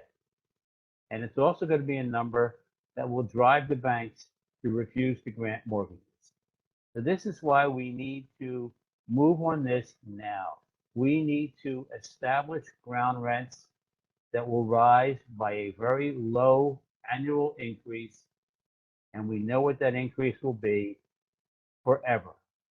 So this is the goal of our negotiations with the authority and with our lobbying efforts with our elected officials to extend to 2169, so our great grandchildren will have to deal with the problem, and to get fixed low ground rent. Again, we have begun negotiations. We've had 3 sessions now, meeting with BJ and with Nick Spordone, and another session scheduled for next week. Things have been cordial. We are moving. I believe that it's given the new governor, and given the new governor facing re-election next year, I think that the forecast is good for a good settlement. So that's where we are with the Homeowners Coalition. Thank you. Thank you, Pat. Appreciate that update. Daniel? Correct. Thanks, Justine, and the rest of the committee for dedicating this time to this important topic. So for those of you who don't know, just for background, I'm Dan Ackerman, the board president of the Battery Alliance. And the Battery Alliance is a complementary organization, as we see it, at least, to the Homeowners Coalition. That is our Dan Ackerman, right? Sorry? Yes, that's Dan Ackerman, Bob. Yes. You got to mute yourself. As mentioned, we view the Battery Alliance as a complementary organization to the Homeowners Coalition, where the Homeowners Coalition is elected by the board presidents of each of the condominiums. The Battery Alliance, on the contrary, is a grassroots organization that allows homeowners in the community to have a voice, and have a voice with whether it's their elected officials, such as the Assemblymember New, the Senator, Senator Kavanaugh, our mayor, candidates for office, city council, but as well as the Battery Park City Authority. And through our platform, we've had hundreds of homeowners actually go to our website and reach out to the elected officials to voice concerns about the egregious affordability crisis that has been created by our government through the Battery Park City Authority. Last time I appeared before this committee, I discussed with you that affordability crisis where, to Pat's point, homeowners in Battery Park City are facing uncertainty as it relates to the length of their ground lease. And as a result, that's impacting their ability to get mortgages, to purchase properties, refinance their properties, and as well as to get reverse mortgages to fund kind of their life's expenditures on one side of it. And then the other side of the issues that relate the other issue that relates to the affordability crisis is the cost of that ground lease and the resets that were built into the lease, which I think everyone agrees is unrealistic and unattainable. And what one calculation had shown is using the formula that was originally put into the lease, which is at the point of reset, the ground lease amount gets reset to the greater of 6% of fair market value of the unencumbered land, which is what it would end up being, or kind of there's a second part to that It's formula. 25%, Dan. Yep. And using that calculation, in essence, a homeowner would need to be paying for their apartment in one of the buildings nearly $100,000 a month, which is not sustainable. So to give an update, since that meeting, we've seen the community come together and speak loudly about the injustices we're facing.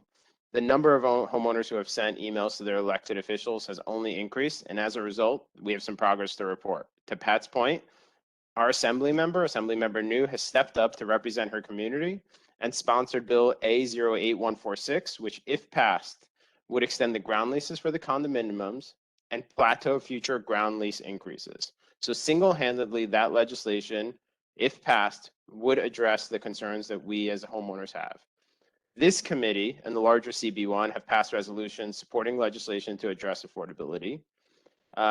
Chris Marty, the front runner for city council in our district, has publicly said he will shepherd this issue through the city council and work to pass a resolution supporting A08146 and to push the BPCA to resolve these matters.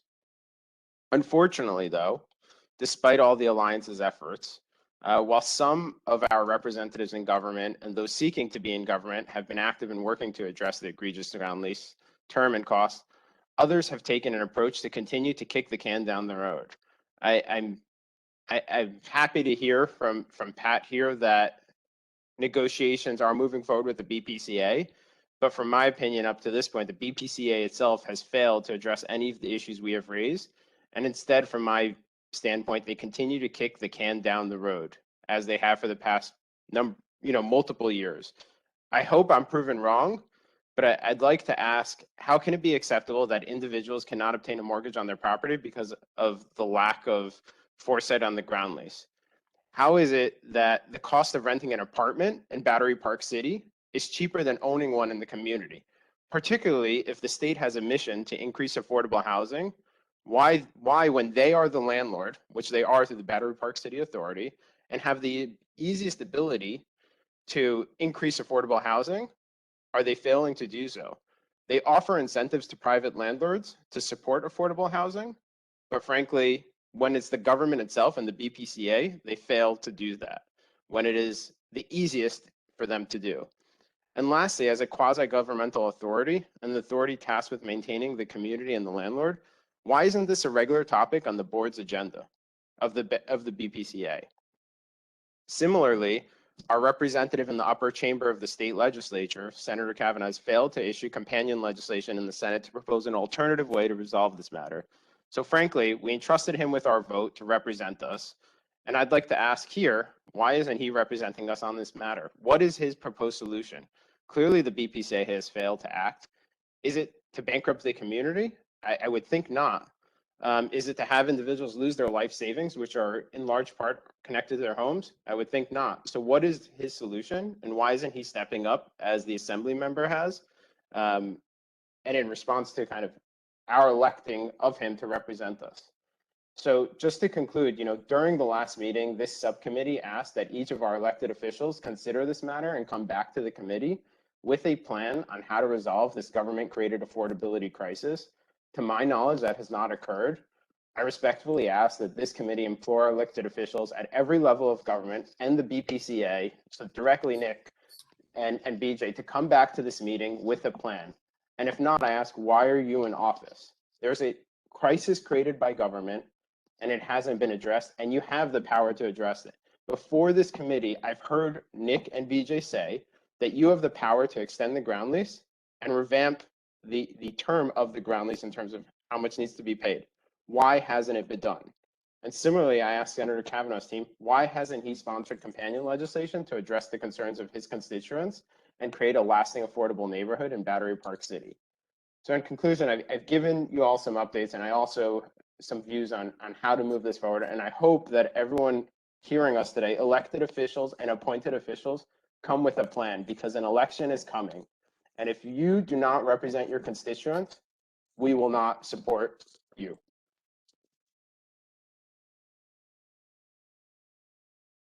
That's all I have to say. Justine, you're muted. I just muted myself. I'm talking. I'm saying thank you. Thank you so much, Dan. Thank you so much, Pat.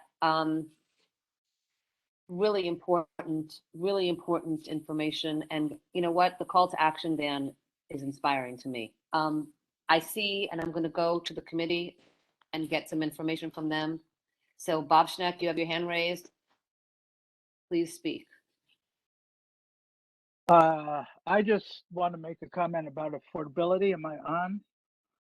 Yeah, it looks like it. And so You are on. my comment on affordability is we want our all of Battery Park City Authority jurisdiction, the whole district, to produce reasonable and affordable housing.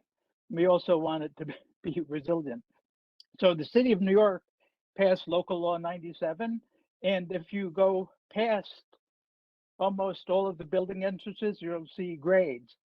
And I've seen mostly fairly low grades. And I think that one of the jobs a community board has, or that we all have together, is to teach the people in this community what those grades mean, why they're important, and why we have to stay together and work together to get them paid for.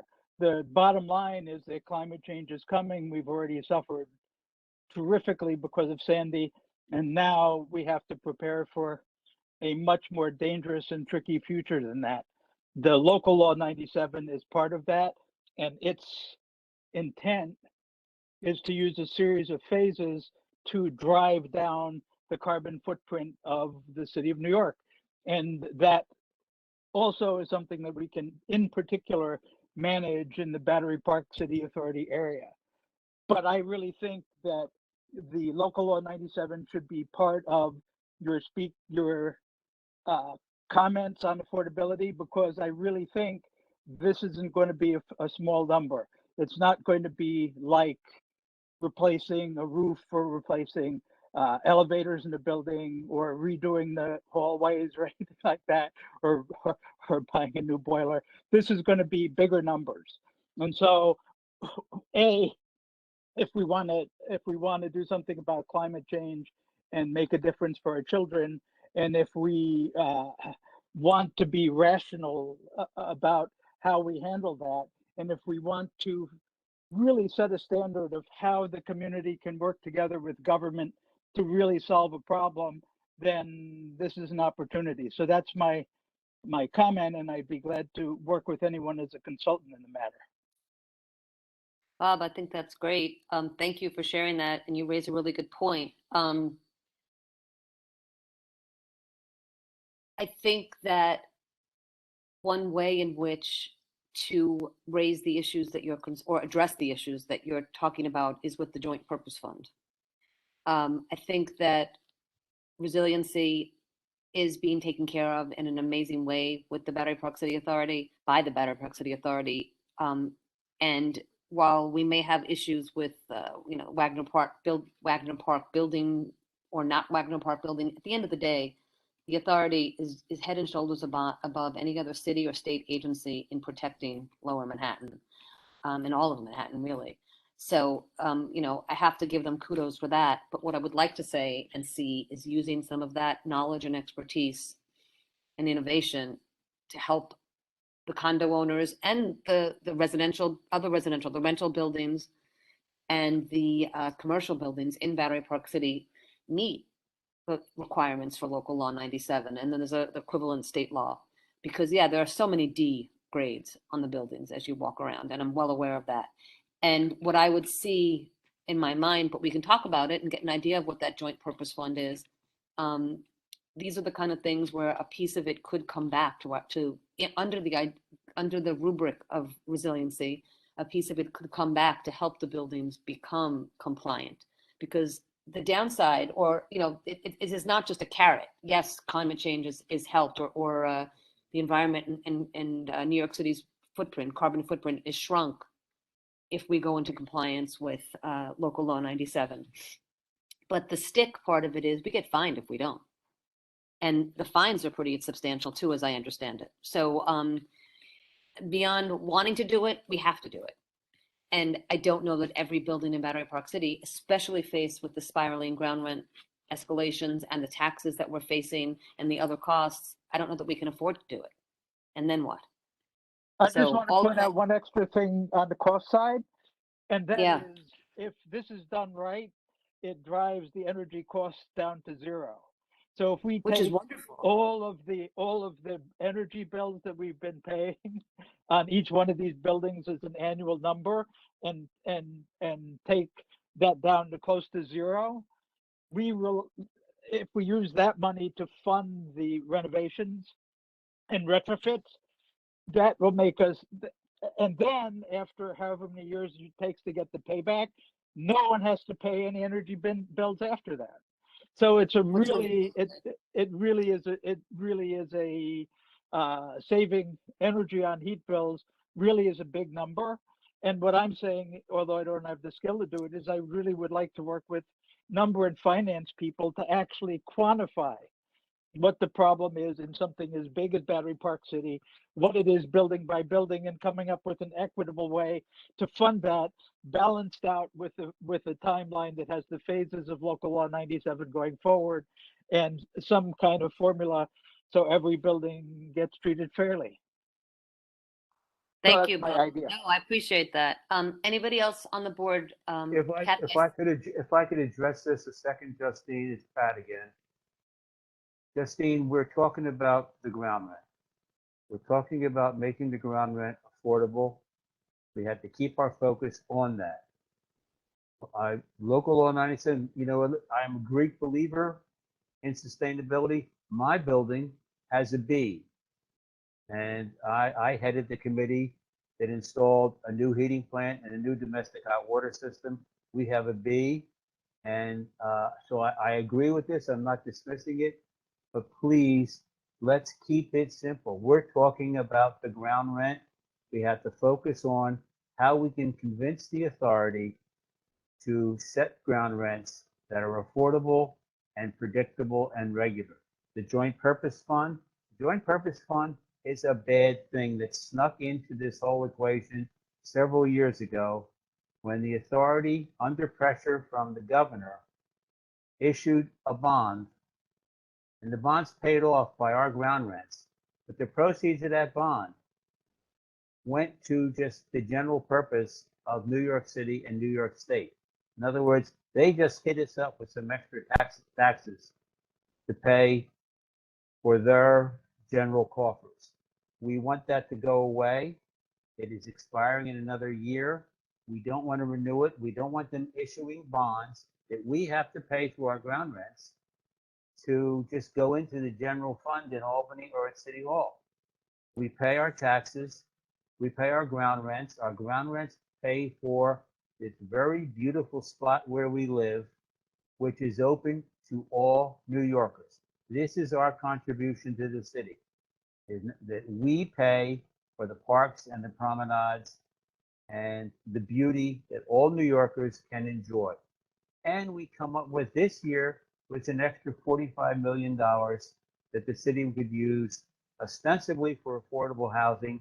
If they don't use it for affordable housing, shame on them, but we paid it. So we are paying 3 levels of payment here, and we want to keep that under control. We want to keep our affordability as we make those contributions.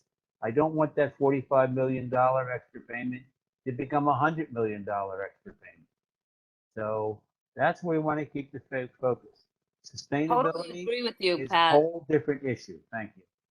I totally agree with you. And the focus of the Homeowners Coalition, and at this point, the Battery Alliance, is the ground rent, as it should be. Right. Totally on board with that. This committee has to look broader than that and has to worry about a lot of other different things. I understand that. It's a conversation to be had. So yes, I am 100% But let's not on mix them board. up. Let's not mix them exactly. They are not the I same don't, thing. they're Agreed. absolutely not the same thing, but the important point I'd like to make is that the solutions I heard from Pat's building, with all due respect, I'm not sure they're going to hold up against the New York retrofit plans, as I understand them, or even all of Local Law 97 going forward. So Bob, not to fixing argue, the, not Yeah, to argue, I Bob. don't, I don't want to argue at all. and this is Don't not I the forum completely for it, understand. guys. I'm going to No, I stop just want- that conversation, Bob, with Pat. I Yeah, definitely think you should absolutely. take it up offline with him specific to his building because that's that. I think that the ground rent discussion is on ground rent. And then this is very important, but it's a different topic. So Yeah. I don't know what else to say, but it is a different topic because at the end of the day, Yeah. the way that the ground rent, what it pays for and how it comes in, I would like to do, and I'm hoping, Nick, that you're willing to step up and start talking a little bit and give us some history again about the finances of the Battery Park City Authority. Just kind of going back with some of the slides from, I think we did it in May of 2021. And we explained, what went where and how it all came in, because I think that there are people who don't quite get it all yet. And it's always good to have more information. And it does certainly plays into the ground rent conversation, but it also plays into the larger concerns and conversations, including the seawall and the deterioration of it and the ferries. So they're all connected. And at the end of the day, in all of this, beyond our conversations, the condo boards, the 18 condominium buildings are a small percentage of the revenue collected from ground rent. There is also a number of rental buildings, and then there's commercial buildings that also pay into the ground rent. So of that, and I believe that, Nick, in your figures, you have it broken out. The residential condos, residential buildings, rental as well as condos pay about, and I'm averaging it, but you can pull it up and talk about it. It's about $24 million in ground rent in 2020, but the total collected pie in ground rent in 2020, according to the slides that I'm hoping you're going to be able to present, Nick, is 47 million. And what I find even more interesting is that the Battery Park City Authority's operating expenses, not including the bond debt, operating expenses is only 33 million. So it's all interesting because there is stuff to play with. But anyhow, Bob, thank you for sharing, because what you're raising about climate change and local law 97 is important, but not with the ground rent conversation. Does anybody else have anything to say? Questions? I see. Okay, Jeff Galloway and Betty Kay. I'm going to go to Jeff and then Betty, please. Justine, I just want to say that we have one person in the attendee section who is new to WebEx. So the raising hand functions, a little bit of a learning curve, which I totally get.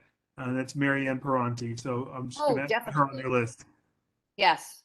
So I would love to hear from Mary Ann as well. But let's go first to, okay, so Bob spoke already. Jeff, Betty, and then Mary Ann. My comments were really kind of agenda focused. I'm not sure what item of the agenda that we are on. It seems like we're talking about 3, 4, and 5 all at the same time. A little bit, yeah.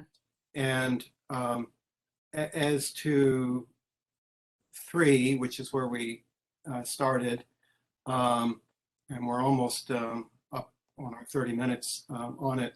I just point out that we've actually discussed this many times, and we did a pretty comprehensive resolution on this in our June meeting. And it's great to have the update, and I'm glad to hear that the negotiations are going on and that there is at least some legislative movement that we probably want to take a closer look at.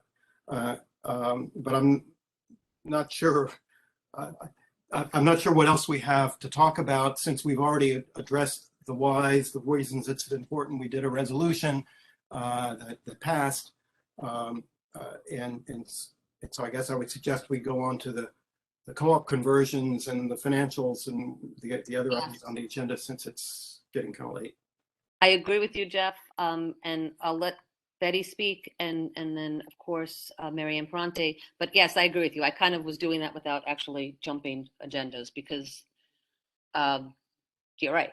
At this point, it's just an update, and what I'd like to do is get the update regularly, because I'd like to keep this fresh in everybody's minds, especially the authority's mind. I want to keep them engaged, And I want the elected officials to hear from us to know that we're not forgetting about this, and it is front and foremost on this committee's mind and in clearly the homeowners' minds. But all right, so Betty, we talked about a lot, so I'm not limiting to anybody to anything at this point, as long as it's the. Yes, now I would like to second everything that Jeff said. I agree very strongly with that. But I do want to give a little bit more of a backup to what Bob Schneck said as well. And I have sent it a link to Lucian to look at, see if it can be posted to everyone. But in fact, if you look at local law 97, I calculated what the fines would be for my building if changes weren't made, so that people get a sense of what the numbers are. And for instance, with just my building, by 2035, we would be paying $477,500 a year in fine. So we are talking about significant amounts of money. I also want to let people know that when we had the protection of homeowners in condos and that resolution passed, part of it was that when the Battery Park City Authority looked at ground rent and increases, that they factored in the costs of this local law 97 when making some of the decisions in policy. That's all. Thank you. No, I can tell you that up to date, well, I'm not going to say that. That's too much. That's not my place. All right. But no, thank you very much. I appreciate the actual information. And I appreciate that the Homeowners Coalition wants to focus on the ground rent only, and that is their decision to make. But yeah, it's all connected, and I hear that. Thank you, Betty. Okay, so if we can unmute Marianne Parente, who is also a member of the Homeowners Coalition. Yes, Marianne Parente. I'm a resident of Battery Park City since 1987.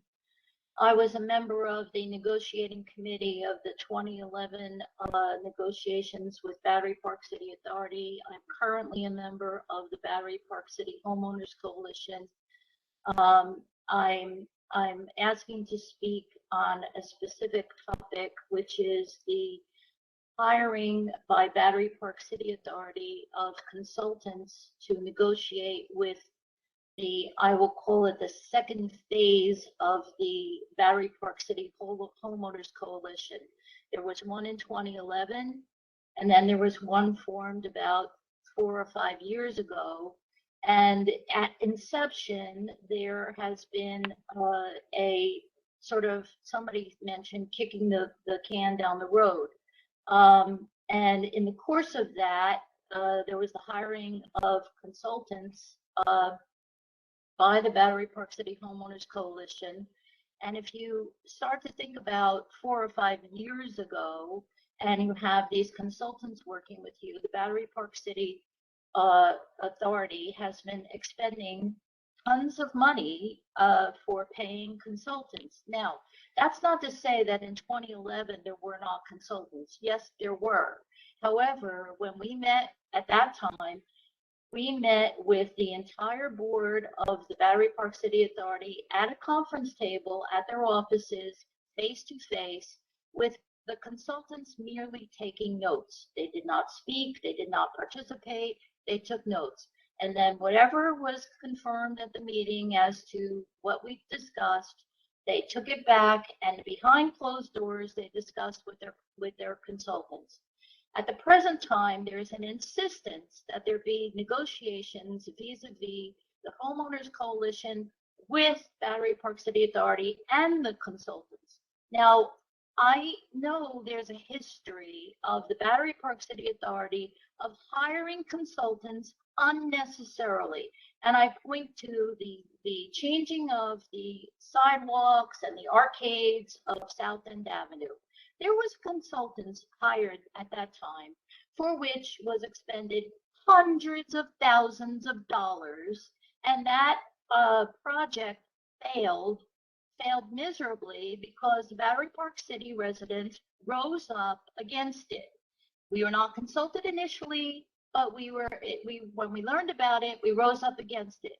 However, in true form and pattern, the Battery Park City Authority has been hiring consultants, and this time around, they are insisting that the consultants be part and parcel of the negotiations. Now, here's what I want to ask this committee. In light of all of this expenditure of hundreds of thousands of dollars by the Battery Park City Authority on consultants, perhaps unnecessarily, or in this case, presently, maybe it could be limited, perhaps, as it was in 2011. I'm asking for an audit of the expenditures by the Battery Park City Authority on consultants regarding negotiations on issues that impact our citizens, our residents, and then goes down the drain because we object to it or we don't agree with it. And this is a pattern, and it's got to stop. It's got to stop. That's all I have to say. Thank you. Marianne, thank you so much for that. I would say that I agree with you 100%. I will, yeah, you guys are speaking for me, which is great, and I love it. Jeff and Betty, your hands are raised. Do you have something to say to this, or are they just not taken down? Just not taken down. Okay, Betty? Nope. Okay, there you go. All right, I agree. I think that we can talk about it offline and see. Full disclosure, I'm also part of that negotiating committee for the Homeowners Coalition, so I am, excuse me, I hear what's going on, and so I really can't comment at this point in time, but I do agree that there is room for improvement, but I also think that, as Pat Smith said, we have moved forward. So, but that's all I'll say. All right. I think that I see, oh, Bob, your hand is raised. I will give you a minute on this topic. I just want a few seconds. I just want to say that I really think that the idea of looking into some of the spending of Battery Park City Authority is completely appropriate, and that I don't know if going as far as an audit is the right word, but I really think that if not now, we should consider making a resolution in those terms from the Battery Park City Committee, because I think that it affects everyone's wallet and well-being. I think you're right, because part of what I think is not saying too much, a part of our negotiations about affordability include a recognition that every year the authority needs to collect more in taxes because the cost of living goes up as well as everything else. And I guess there's a piece of us, and there's certainly a strong contingent within the condo board or condominium owners saying, well, okay, when I'm having a problem with costs, what do I look at? I look at what I'm spending and where can I cut back? So this is along those lines, made very simple. And I think what Marianne is saying is like, okay, you don't need so much perhaps, but again, that's for not now. And I hear you. I don't know that I'm ready, or I think we're ready, but we can talk about that, a resolution, and we can talk and see, but I'm not quite ready to jump to a resolution at this point about that. What I would like to jump to, though, is close out this discussion about the condo buildings, but jump then to the recent co-op conversion in Battery Park City, which the Homeowners Coalition folks that are on, and Lucian, correct me, and Nick, actually, I'm going to invite you to correct me if I'm wrong with this. With the recent co-op conversion, it's the Solaire building, and I believe that just this past week, the Attorney General has approved the co-op conversion. So I think that this is a done deal. Is that a correct statement, Lucian? Justine, I can confirm that the Attorney General is the one who makes the decision to permit the conversion via the offering plan that's proposed by the owner. But Nick will have to expand on any other details. Nick, are you willing, able to expand on details, or no, not yet?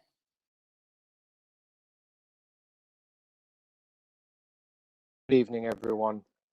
Thanks, Nick, for being here and listening to us talk about the authority. but thank you for speaking. Oh, look, I'm here. I mean, as you know, I'm here every month. I can't say it for everyone on the call, but I am here every month, as we know.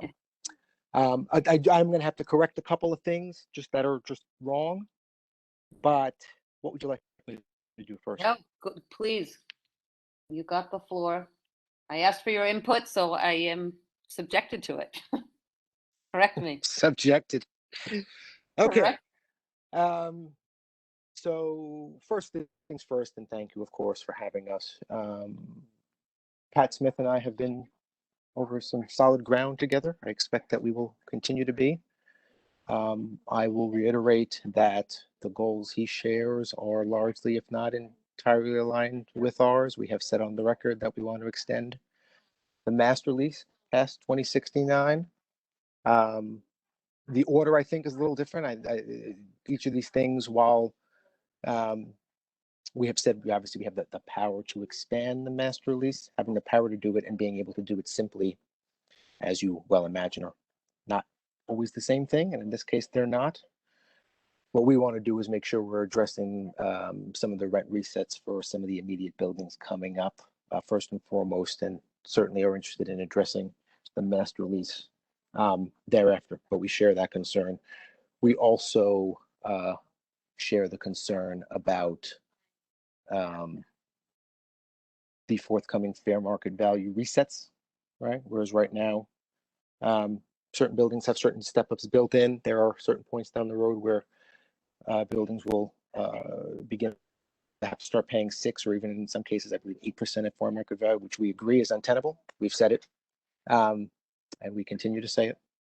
And we do agree that we want to have fixed, predictable, and low ground rents. Obviously, the nut of and the essence of the negotiation is how one party defines low and how the other party defines low, right? But we certainly are engaged, and I would second Pat's contention that things have been cordial and that we are moving.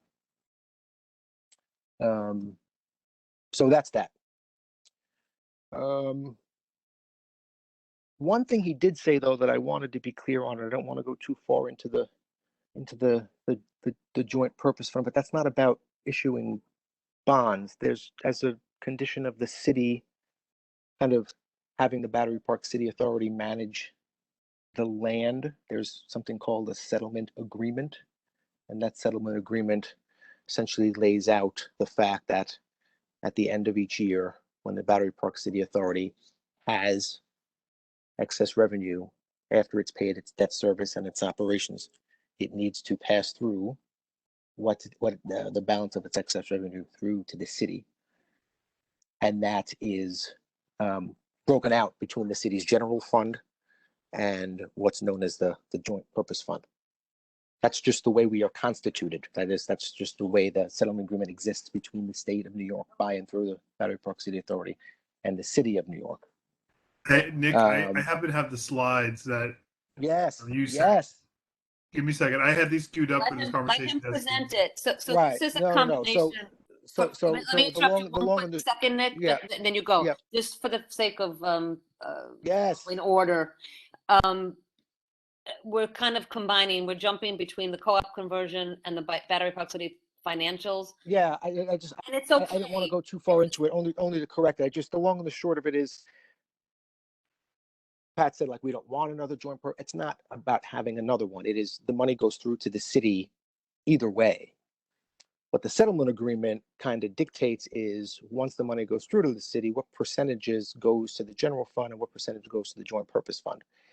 Once we fulfill our current obligation to the joint purpose fund, which you can see there in the 4th bucket, that was a couple of years ago. As of the April presentation, we were expecting to fulfill the, I'm sorry, I'm very analog here. I'm very old school. I have paper because I have at my desk at home. As of the end of this fiscal year, we expect to fill that final bucket, which calls for $261 million to the New York City Capital Fund. Once that's filled, the money still keeps going through to the city. It just, needs to be then kind of reconstituted between the city by the mayor, the controller, and the governor about how the money is next going to be allocated. It's not a question about whether it's allocated, it's how.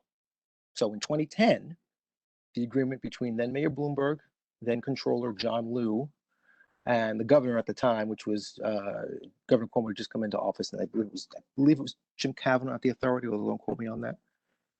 The agreement was $200 million to the New York State General Fund, $200 million to the New York City General Fund. You could see these are the buckets I'm just going across from left to right. $200 million to the New York City Affordable Housing Fund, all of which have been filled. That's $600 million. And then for whatever reason, $261 million to the New York City Capital Fund, which these days is being is coming from the Joint Purpose Fund, and it's being used, as Pat had correctly noted earlier, for affordable housing elsewhere in the city. So once that $261 million last and final bucket is complete, which we expect to be this year when we pay our excess revenue, that money will still be going through to the city. It will just be subject to a new settlement agreement when it is decided about how that money is next spent. So, and that's just the way we are constituted. The way the Battery Park City Authority works is that as a condition of not being part of New York City, but being its own entity, the excess revenue that we have, which is after we take care and maintain the world-class, best in New York City parks and the wonderful programming and the buildings and everything else that is, second to none. Once we take our part of the pie, we pass the rest of it through to the city, and that is just the way we are constituted. So one of the things I discussed, I believe with Justine, maybe you at some point, and Tammy and Lucian perhaps, is if there are some thoughts from the committee about when the settlement agreement is kind of next spoken about, the community board should certainly get itself on record and advocate for the things it wants to see. Yes. Right? As a representative of the community. Hey, when this is discussed, we want to have a proportion of it go here, a proportion of it go there. I mean, we would never tell the public not to advocate for the things that it wants. So perhaps, and I can't suggest what to do, but it may be helpful for you guys to put your heads together over the coming months or so, because obviously, as we know, there's an election coming up for, general election coming up for mayor and for controller. We have an idea based on the 5-1 Democratic advantage in the city, which may go, but I don't want to presuppose anything. We have a governor who is in office who will also be presumably running for re-election at the end of next year. So the parties at the table that will be presumably working on that new update to the 2010 amendment to the settlement agreement aren't there. Battery Park City Authority is here, obviously. But maybe to start percolating on those ideas and get those ideas in front of the people who will be in the room making the decisions. Again, we being the authority, are one of three parties.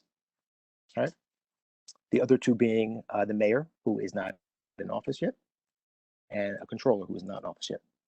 So that's the settlement agreement. It has nothing to do with issuing bonds. We issue bonds because when we have to do capital projects, like, by the way, seawall parging or the repair of the piles that hold up the Esplanade, the everyday maintenance that we do to maintain Battery Park City. And if I may, man, sometimes I don't believe how I'm able to segue from one to another. But yes, we have a multi-year pile remediation process ongoing. We actually put it out on Instagram, but Lucian, I can send you the link.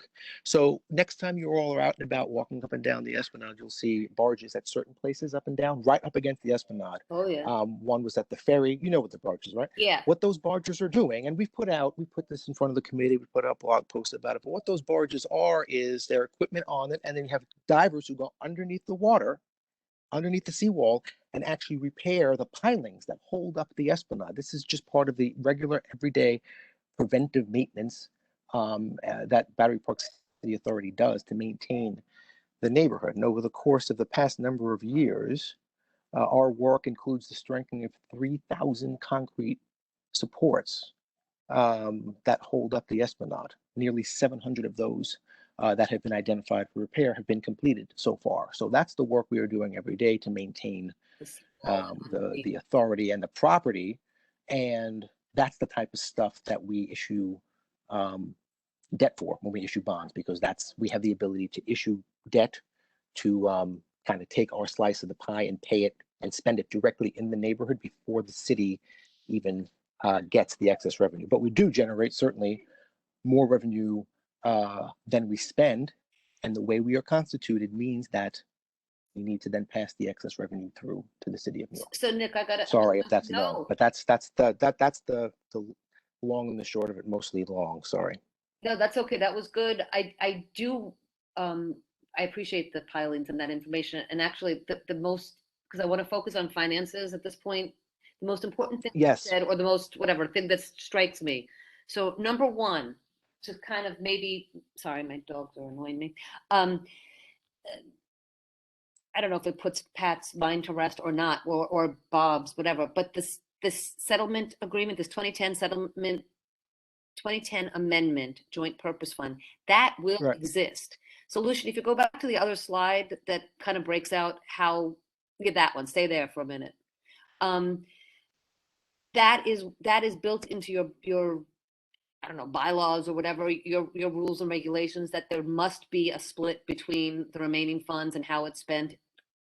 Or is that something that's up for grabs? Because I think I'll tell you what, no, it's okay. Go to Lucian. I'm sorry to throw all these competing asks at you. If you can scroll up one slide, I think it's actually in this presentation. Scroll up one slide. Yes. Okay, look, see Good. that thing? So this is The the enabling first one, legislation? yes. What's the first excerpt? What's the second excerpt? Proportional amount of remaining funds. That's the excess revenue. After, look, it's right there. I mean, it's in the language. After debt service, repair and maintenance and other operating expenses, split between New York City's general fund and joint purpose fund. So that it's there. It's in our enabling legislation. That's perfect. That's kind of how we exist. So I'm not challenging that at all. That split, but the split itself is then refreshed after every period of years once the previous amount is filled. So we are currently in the 2010 amendment, almost complete. In 2010, parties got together and said, okay, the next $861 million of excess revenue generated by the Battery Park City Authority is going to go $200 million to the city, $200 million to the state, $200 million to affordable housing, and $261 million to the Joint Purpose Fund. We are now, as of last year, I think $258 million into it. The final $3 we should expect to be spent this year. That was in the presentation we made in April. It's just an update to this one. Exactly. So after that 261 is satisfied, it doesn't mean, okay, you guys don't pay excess revenue anymore. It's we are constituted to do that. All it means is until a new settlement agreement is finalized, that money continues to go through to the city. It's just not earmarked for anything. It sits there until it is designated to go someplace else. So this by the new mayor, the new controller, and the governor. Right. And this doesn't go away. This will always be there. That is where I'm just going with it. This split between the New York City's general fund and the joint purpose fund, as identified as the settlement agreement, that has to exist. It's in your set. I believe, and I don't want to speak out of school. I believe it's the enabling legislation for the Battery Park City Authority. I can. I mean, it's fine. But yes, it's basically since we've existed. That's kind of the part of the whole reason why Battery Park City was able to kind of get up and running was we are basically we are self-generating, or we don't get tax levy dollars from elsewhere. We don't ask each year, oh, can we have a little bit more money to fix a playground or to do power repairs or to purge the seawall? We get all the money in, we spend what we need first here in this neighborhood for the benefit of Battery Park City. Okay. And then what's left goes through to the city. We of course can't spend all of it because, as we've also discussed, the city has the authority to simply say, we're going to buy you back Battery Park City Authority for $1. Yeah. And the assumption of your debt, right? Which is kind of what holds which is not nothing, right? But in context to what the city's total debt load is, it's nothing. Correct. And they can say, guys, we're just gonna, again, I don't want to use it to make it sound like menacing. It's not. It's a fact of life. I mean, if you were to ask certain folks in the city, I don't want to say who, right? Because I don't know names, but I know that there is certainly the thought out there that it's not that it's Battery Park City Authority revenue and then what is excess goes to the city. There are folks who say, no. It's all the city's revenue. Yeah. It's all ours. We let you keep some of it because you guys do a great job maintaining Battery Park City. All right. But, if we were not, the city can simply say, you know what, we're going to take all of it. Okay. So now what I want to do is stop you there for a minute Yes, I if have other stuff on South End Avenue, which was also wrong. Sorry, Marianne, but you let me know when you're ready for it. okay, we'll go to that, but not yet. Marianne's Okay. still here and listening, but not yet. Because what I want to do is just with this, which is the finances here, and like, I'm sorry, Jeff and Betty, that we're all over the place, but we are. It's just because they're all connected and they do flow together. But with this to me is almost where this joint purpose fund discussion for this committee, which is very strange and odd compared to every other committee in CB1, this is our opportunity for a budget response or fiscal year 20, whatever year it is, budget. This is where we have a chance to sit down, get together and say, okay, we have buckets to fill. There's $861 million that will be generated in excess funds over 1 year, 5 years, 15 years, who knows? There's no cap in how quickly it has to get generated. But when that money comes in and the percentage of it goes into these joint purpose funds, this committee, I think, needs a seat at the table. And I think that it would behoove us to step up and do it. And I'd like to hear from the people on the committee if they agree with me. I see Dan has raised his hand, but he's not on the committee. So does anybody want to weigh in or no? At this point, nobody wants to say anything? I see Jeff. Yes, good. I'm hoping you would say something. I'm not sure, Justine, how what you said differs from what Nick just said. I mean, Nick just said we should step up Yeah.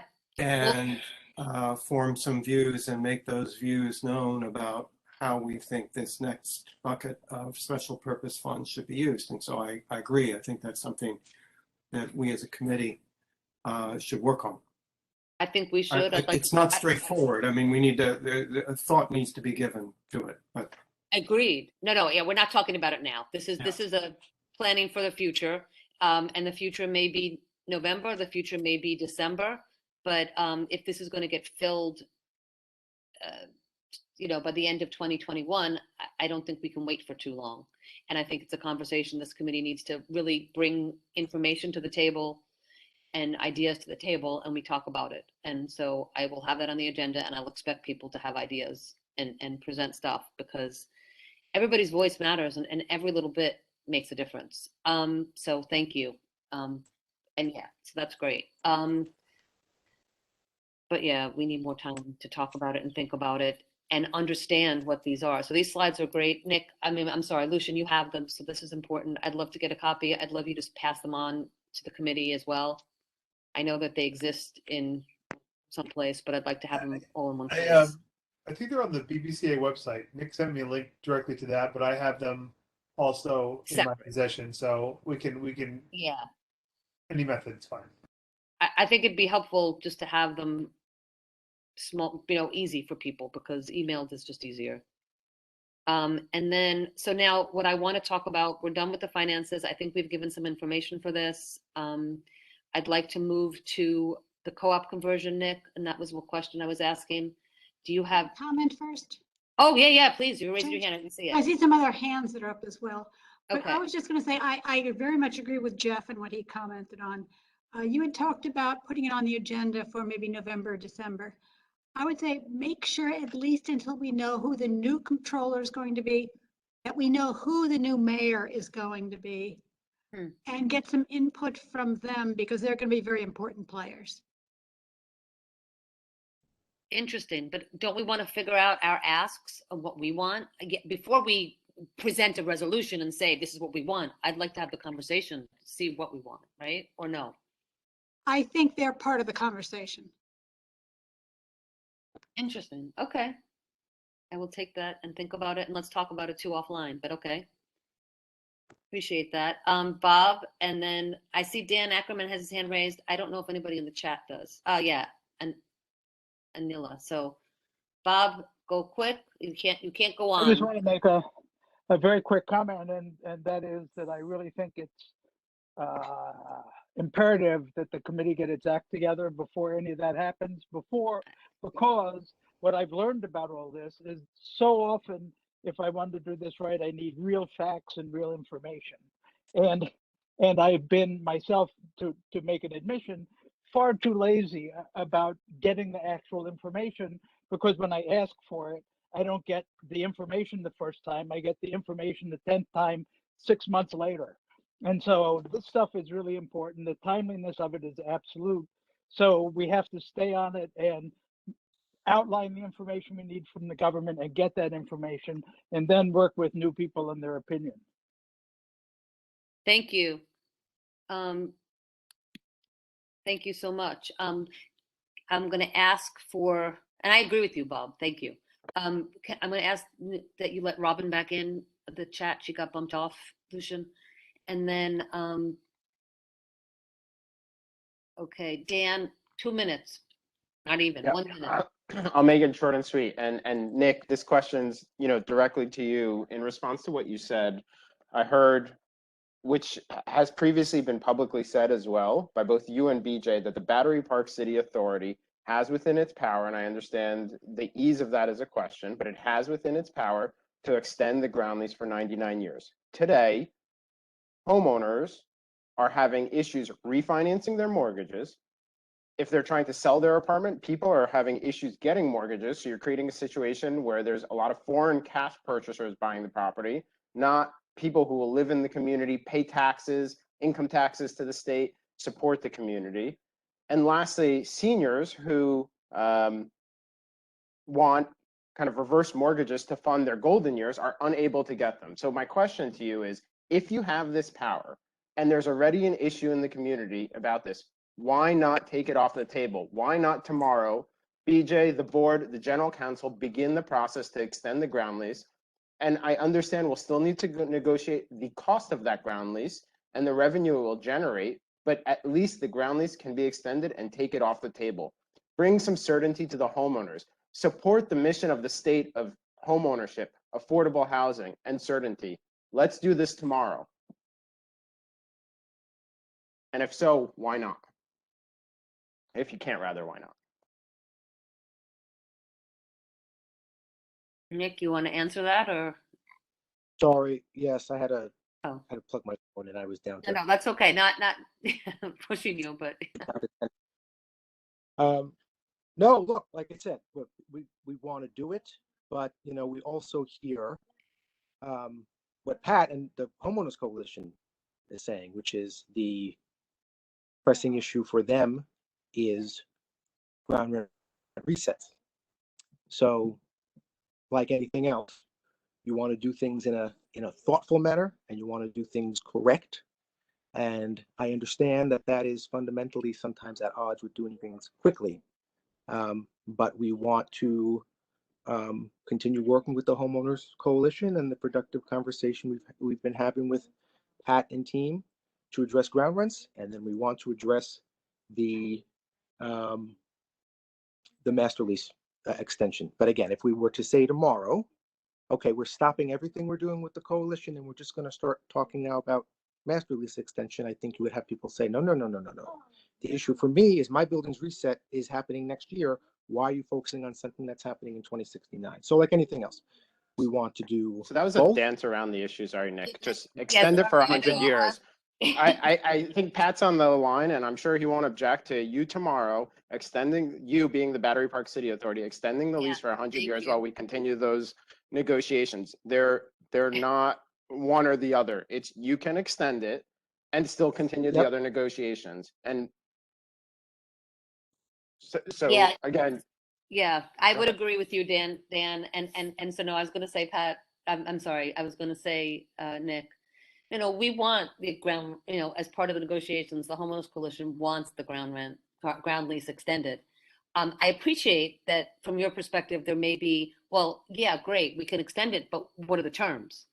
And that might be what's holding you up with making the extension. I get that, but I don't, because it's too complicated for here. But I don't say we just want to focus on one piece. That's not fair. We want it all. This is Pat saying we can chew gum and walk at the same time. There you go. So yeah, we want it all, Nick. So yeah, no. Oh, if all you want is all, then I'm sure that's an easy enough thing to give you. Yes. All right. Thank you. So tomorrow, Nick, Will you take this back to the board and BJ and say, start the process on a 100-year extension? Yeah, and see where we can go with it, please. No, We'll I see. will not. I will not You- do that. We've made clear what the order is we need to do this in, and that's what we're going to do. All right, well, we can talk also more when we meet, but, all right, thank you all. And then wait, so I've got two people in the chat. I've got, I'm gonna say the names that I see. Anila and Isaac, who I know Isaac, I know who you are, but I can't remember who you are, but I know that's not your name, but that's the name that shows up. So that's how I'm calling you. Anila first, please. You're unmuted. Hi, I'm a owner in BPC and I'm pretty new to this forum. It's so much interesting information and it's so dense. I'm having a hard time following all of it when we're jumping between agenda items, but you guys all sound very knowledgeable. I would like to understand, Nick, you just said that's not the order we're going to do it in. I was probably not part of that conversation. Can you explain why the order has been set and why it can't be changed? I mean, I didn't say it couldn't be changed. I'm saying each thing itself has a lot of complicated parts. And the most pressing issue for buildings that we're hearing is that fair market value resets are going to come and really debilitate their ability to stay here. So that's what we want to focus on first. So as part of like the coalition of maybe homeowners who live in BPC and other also people who rent and who are now facing, you know, what's going to happen to our housing situation in BPC, and now are getting involved in this issue that drives everything, which is ground leases, it would kind of help to you guys understand these issues with the nuances and are speaking in terms that you guys understand, but I don't understand it. So when the speaker before me just pressed you and said, you know, why can't we start this tomorrow? And now you're giving me an answer and you're saying, well, you know, that's just not how we discussed. We need to do, you know, the resets first. Like, I don't understand where the disagreement is or the fallout is, but I know I and other people are just interested in making sure that, you know, this doesn't get to be an obstacle that, you know, without a good outcome. We want to be able to also be involved in that outcome. I'll just kind of stop there, but that's kind of the source of my lack of awareness and frustration that goes along with it, and still unclarity of what the next step is here. So Anila, I'm going to interrupt and say what I would love you to do, if you're willing, is to share your information with Lucian. It's only him. And then I would love to talk with you offline to kind of give you some information, bring you up to speed somewhat. I'm not answering Nick's questions on what you're asking Nick, because you're you know, what Dan asked him was to hold him accountable for certain comments or to do certain things. But if you need to understand and want to understand and get up to speed as to what's going on, I can give you some resources and we can talk offline. So if you're willing to do that, you share your cell phone with me and I'll share it with you, share mine with you, but it's all through Lucian, so not everybody's seeing your business. Okay, thank you. I Thank appreciate you. that.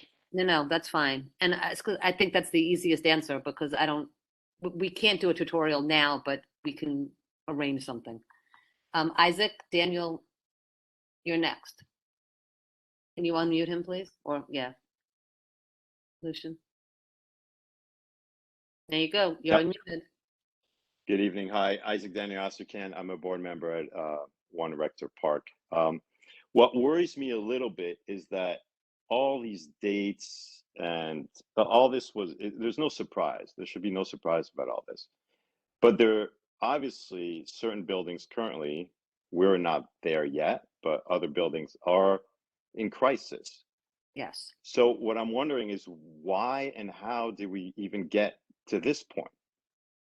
Why wasn't this resolved earlier? And why do we need to be in crisis mode? And so if we are now in crisis mode, how do we respond to that? Do we need to take us as homeowners drastic actions to move this process forward? Because my confidence in the way this has been going is very limited, because it got us into crisis mode. So why is that?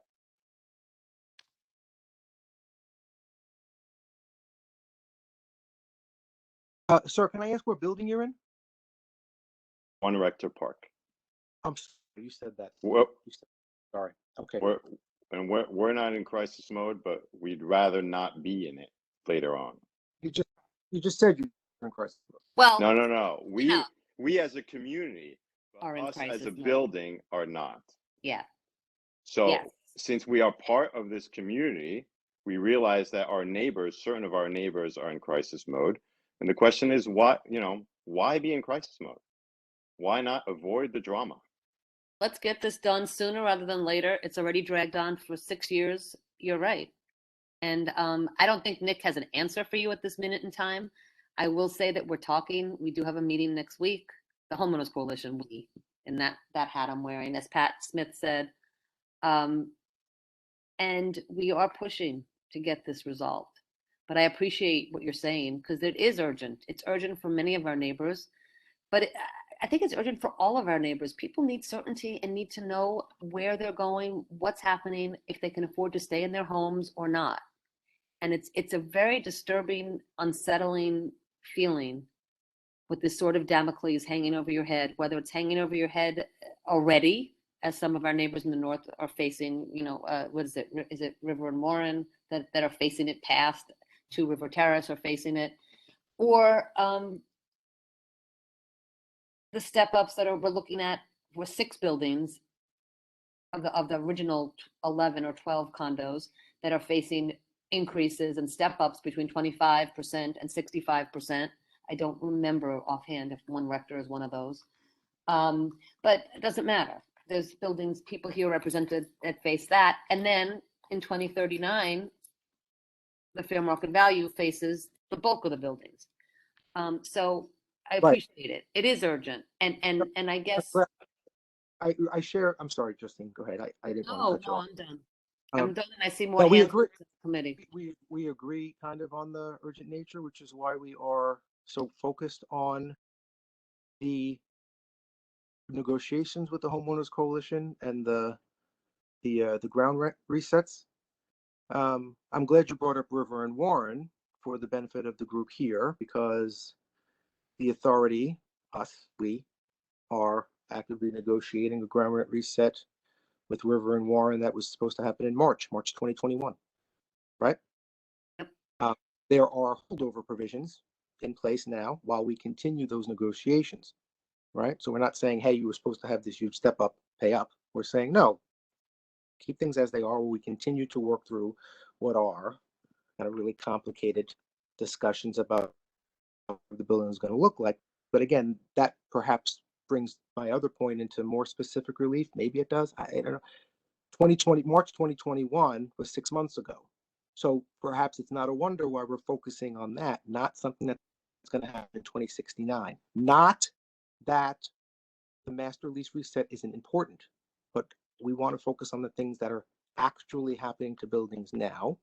And then we want to take a beat, not that long of one, and then work on the reset of the master lease. But both issues are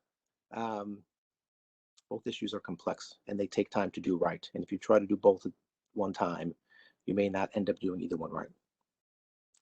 So that's kind of some of the color behind buildings. Every building at 2069 comes to an end of the master lease. But every building between now and 2069, including River and Warren, which happened earlier this year, is dealing with ground rent resets now. Yeah. That's why we were dealing with ground rent resets now.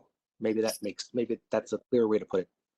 Not that the other isn't important, but that's what we're dealing with first, because that's what's coming up first. Nick, just to let. Albeit they are underscored and related. They are very underscored and related. And to support what Mr. Astran has said, the urgency for River and Warren happened a long time ago. And as you said, it's March 2021, where it's already passed. We've gotten nowhere. Or, we have not concluded. I don't want to say we've gotten nowhere. We have gotten someplace. We have made progress, but we're not there yet. And I think that what I feel, as well as many of my other fellow condo owners, there is an urgency, whether we're in River and Warren, where it's passed already, or we're facing it in the future. But I think you do hear us when we say that. I know you're in a position where you're not the decision maker, but this does need to be addressed.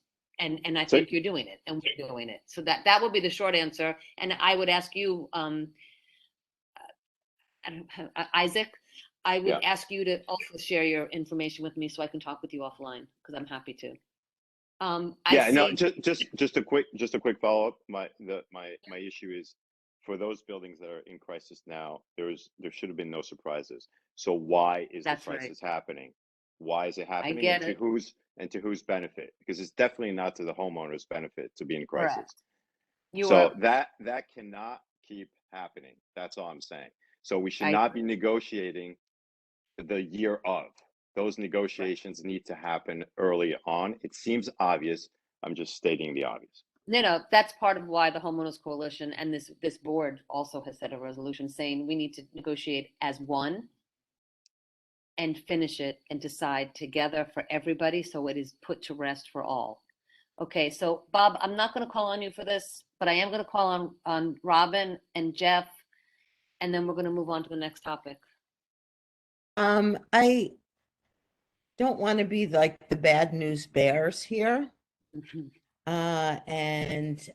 Despite what Betty said, we have a big change in city leadership coming, and I think we know who the mayor is going to be, and I think we know who the controller is going to be, and we should have a sense of what their priorities are in terms of their politics and their beliefs about different communities. So I think it might make sense. I mean, Battery Park City has been, cooperative. Battery Park City has a new boss too. And, I don't know if they know where she stands. I don't know if she knows where she stands. But it might be smart to have some sort of strategy session sooner rather than later. I'm no expert, but I certainly have, some knowledge and opinions. And I think it makes sense to be prepared for what's coming because the expectations for Battery Park City's contribution to the city may be very different than they were under de Blasio or Bloomberg. So I just throw that out just as a let's talk about that, and maybe there's a small group of people who can have like a discussion, if I don't know if that's allowed, but if it's allowed, and maybe bring it up in a larger forum. So that's all I have to say.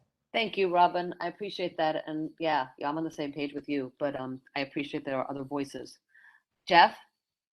I agree with everything that Robin just said, and certainly the controller candidate has made affordable housing a big issue. Whether it's consistent with how we see it or not, it remains to be seen. I just want to remind us on the agenda, almost everything we've said for the last half hour, we spent the entire May meeting on and spent the entire June meeting on. We then did a resolution fully in support of this stuff. It's nice to have the update, but we really don't need to re-debate why it's important. I understand there are members of the public here who probably did not attend in May or attend in June, but we have discussed this at length and done a very detailed resolution on this subject. And I'd urge people, the recordings are available, to just watch those meetings. We're on item 3 on the agenda. It's almost 9 o'clock. We're almost done, actually. We're coming to the point of talking about the condo conversion or finishing that up because I want to hear what Nick has to say about it. And then we're going to the reports because we're basically done. But in response to that, this is a really important issue for the condo owners in Battery Park City. And I think that it is something that needs to be addressed until the ground lease issue is put to rest.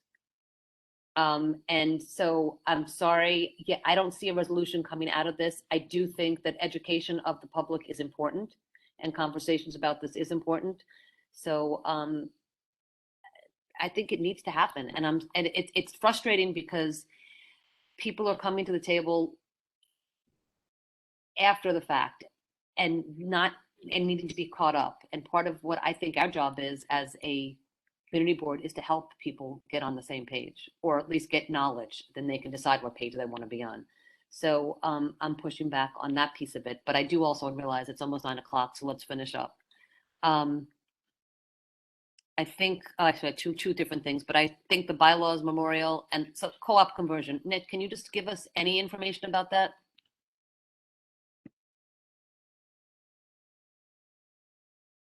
I was just taking myself off mute.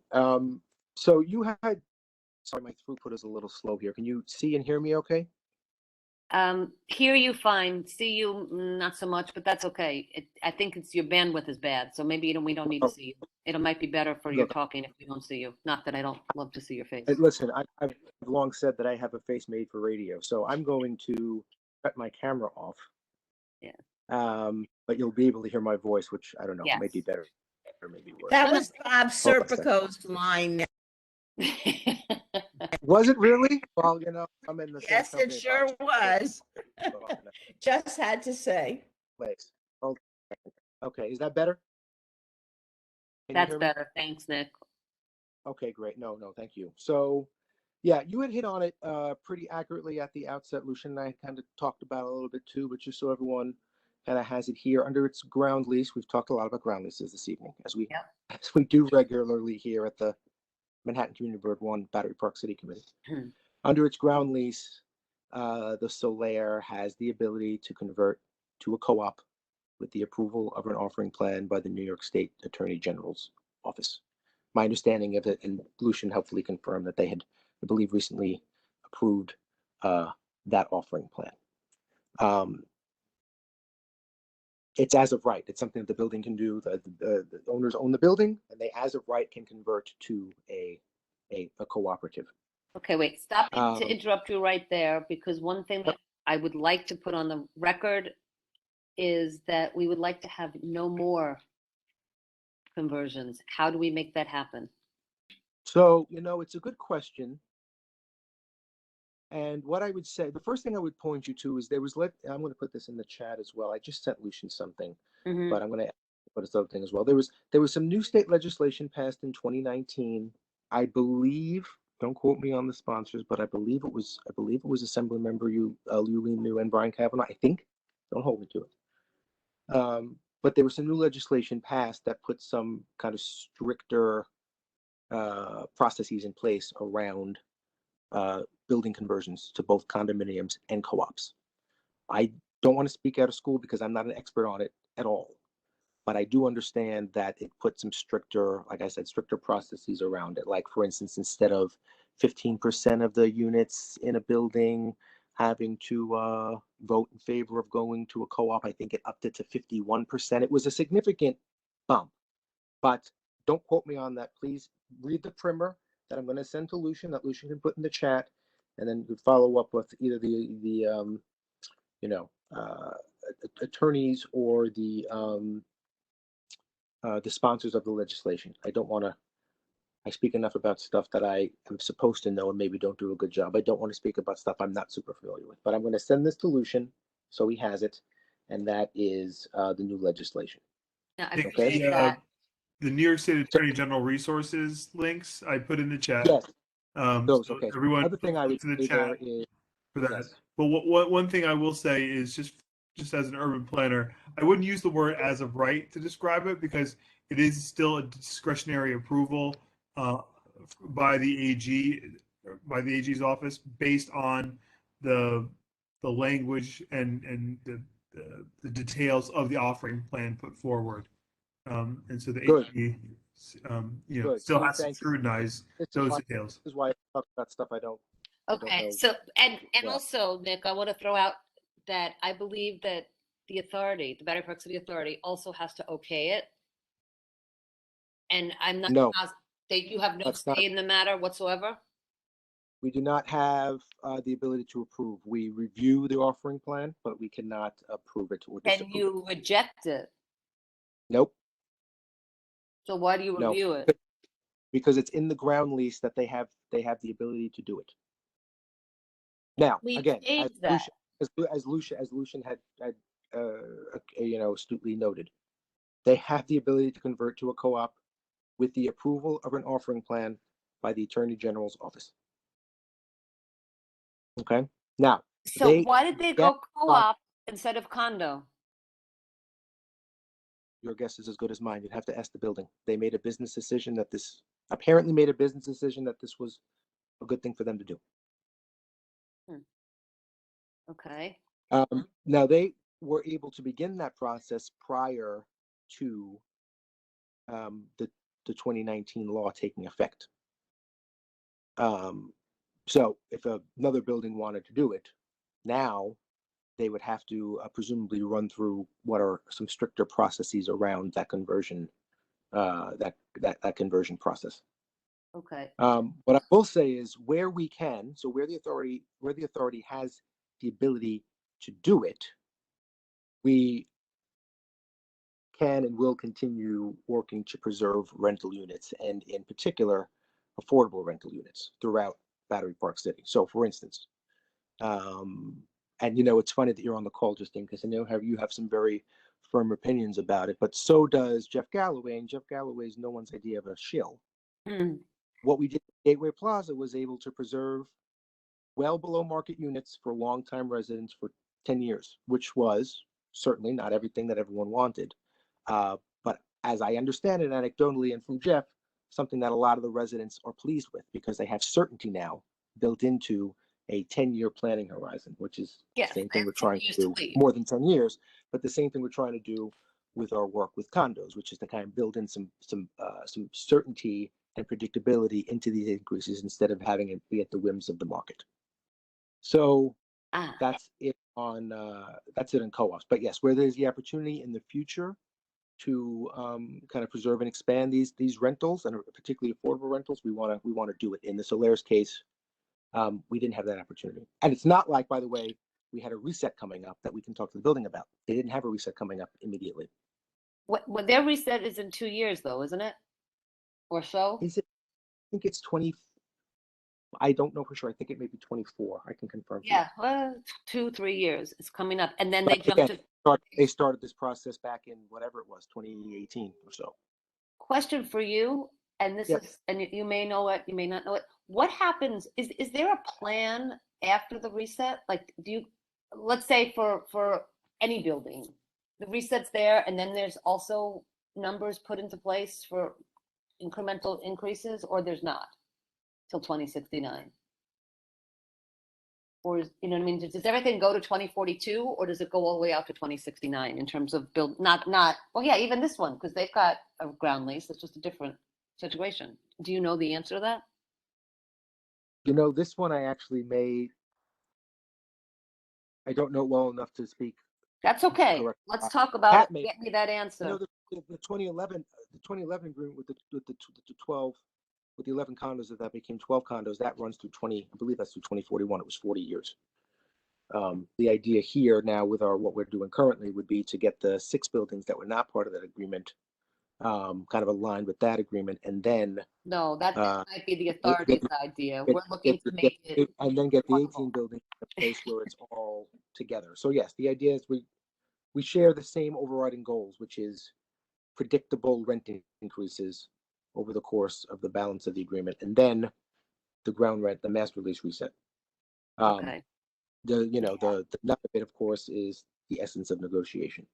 The last thing I said on co-ops is just so we have it, our understanding, and again, I wouldn't want to comment on the offering plan because it's not ours to approve, but our understanding is that per its offering plan, the Solaire is required to preserve its existing 15 affordable units for the current tenants for an additional 5 years. So whereas they were going to expire on June 30th, 2024, they now, I believe, run through June 30th, 2029. Okay. Which I believe is as a condition of the approval of the offering plan. But again, this is all really for the AG's office to confirm. I'm just letting you know my understanding of it. Okay, this is for the Solaire. Okay, thank you. All right, so I think that kind of settles it. What I would like to say to any members of the Homeowners Coalition that are online still, be aware we have another condo or co-op that will be online. So that is just something to pay attention to. I don't know how fast it happens or how slow it happens, but this will be a building that is another condo or co-op in the mix. Well, co-op, but still, we may be having 19 buildings to deal with. All right, closing, closing that down, and let's just go quick. And this is just a really quick discussion about the memorial placement, because I wanted to get some information from you, Nick, about what George Sunis had said, and about the commission that Governor Cuomo set up. Okay, so this is number 6 on the agenda. And you're doing good, Justine. No, I'm This is not. a- I'm sorry I jumped all over the place. I apologize, but now I'm trying to stick to it. So with this memorial, the essential workers monument, all right? So number one, Governor Cuomo had set up a commission or committee of people, including myself, Tammy, some other another community members, as well as the Battery Park City Neighbors Association, as well as other stakeholders, I'm assuming with the unions, other essential worker representatives. What's going on with that under Governor Hochul? Do you know? Can you hear me? Yeah. Yes, we You can. must be, Justine, only because I feel like maybe I'm losing my mind on my old age. I think we just talked about this last week, didn't we, with the volleyball people? Well, either way, the volleyball No, we people. didn't get it clear. You had said you didn't know when you were going to confirm. That's my question to you. Was you? It's the same. Oh, I'm sorry. So it's the same as it was. The same as Okay, it we was still last. don't know for sure. Okay, that's fair. All Yes, right. it's a new governor with obviously new governor, new priorities. To the extent where it was last left was that there was a new essential workers monument commission Okay. constituted by Chairman Sunis I believe it was the end of July. Yep. That had on it you and Tammy amongst others, local residents, but a majority of residents as opposed to majority of residents, which was noteworthy. That would review potential locations for an essential workers monument in Battery Park City. There's been no action on that since from the new governor, and my guess would be if and when there is, the first thing I'm guessing would happen is that they reach out to us to say, hey, where was this left? And that would give us the opportunity to kind of catch them up on all the particulars and where it was left. But you will have an update when I do. I don't have one because there has been no action on it. That's fine. Yeah, that was a question, not a whatever. And then not holding your feet to the fire, just bringing it up. All right. And then one more thing on that, and then we can move on to the security update. Is with the transparency, George Sunis, I believe, was vocal out in Rockefeller Park, but I believe also in our meeting, as well as one of the meetings you held, saying that he was going to push for a change in the bylaws, the Battery Park City Authority, so that the Battery Park City Authority would be consulted, or something along those lines. And I would like to see if that's being pushed forward within the Battery Park City Authority board. And if not, we will put forth a resolution asking for that. Well, at least I would have the discussion to ask for it. I think now at this hour, I've messed up the timing of this whole situation. So we'll push it to next month for the resolution and discussion. But do you have any information? Yes, I mean, I could speak to it in broad strokes. Just kind of catching up on where it was. It was a busy month, as you remember and recall.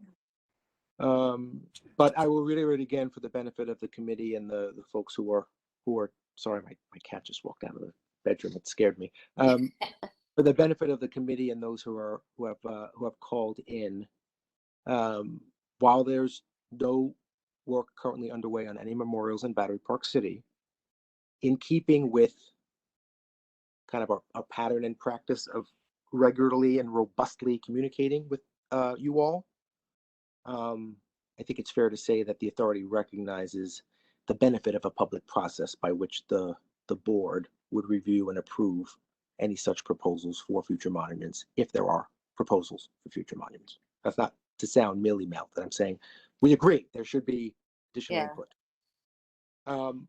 And then just thinking through kind of some of the particulars of what the process would look like, I think the good news is we probably don't have to reinvent the wheel too much because a lot of the processes are in place, right? Like, so for instance, every time there's a board meeting, there's a notice that goes out 72 hours in advance, and then the agenda goes out 48 hours in advance, or as close as I can to 48 hours. And then we post it online on all our meetings or webcast.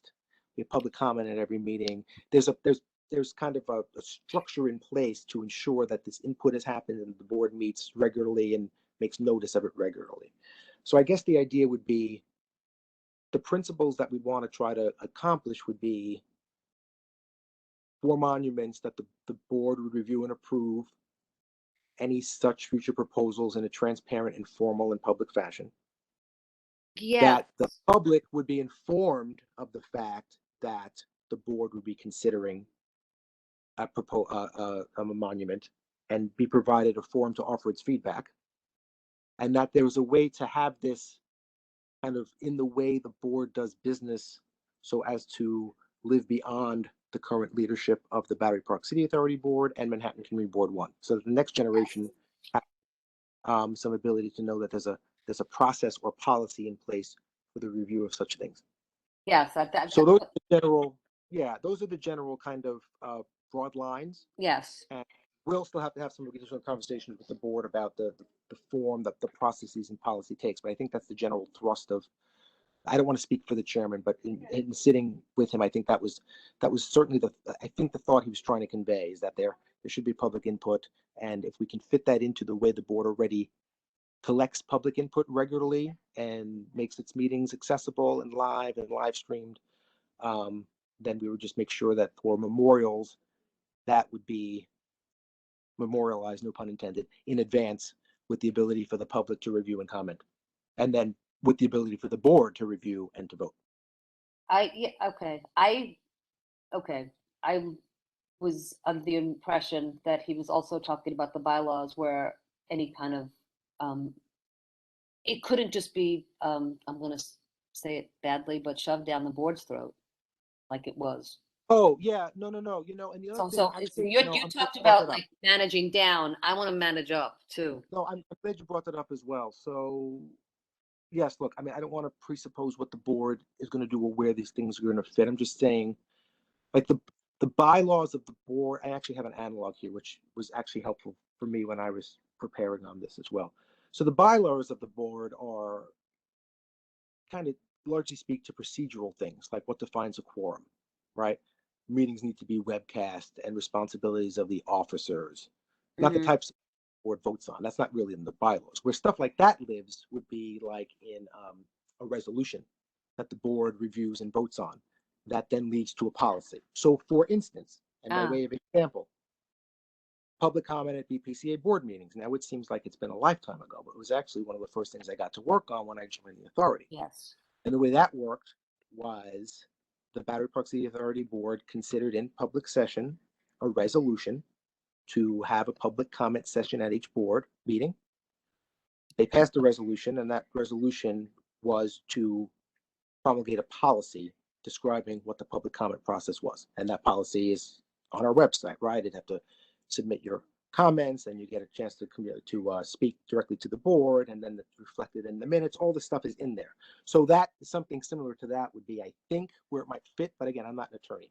But the idea is it's a policy that exists that the board would vote on publicly, to have a policy in place, and presumably would vote on if it ever needed to change publicly. That's the way I think it would fit.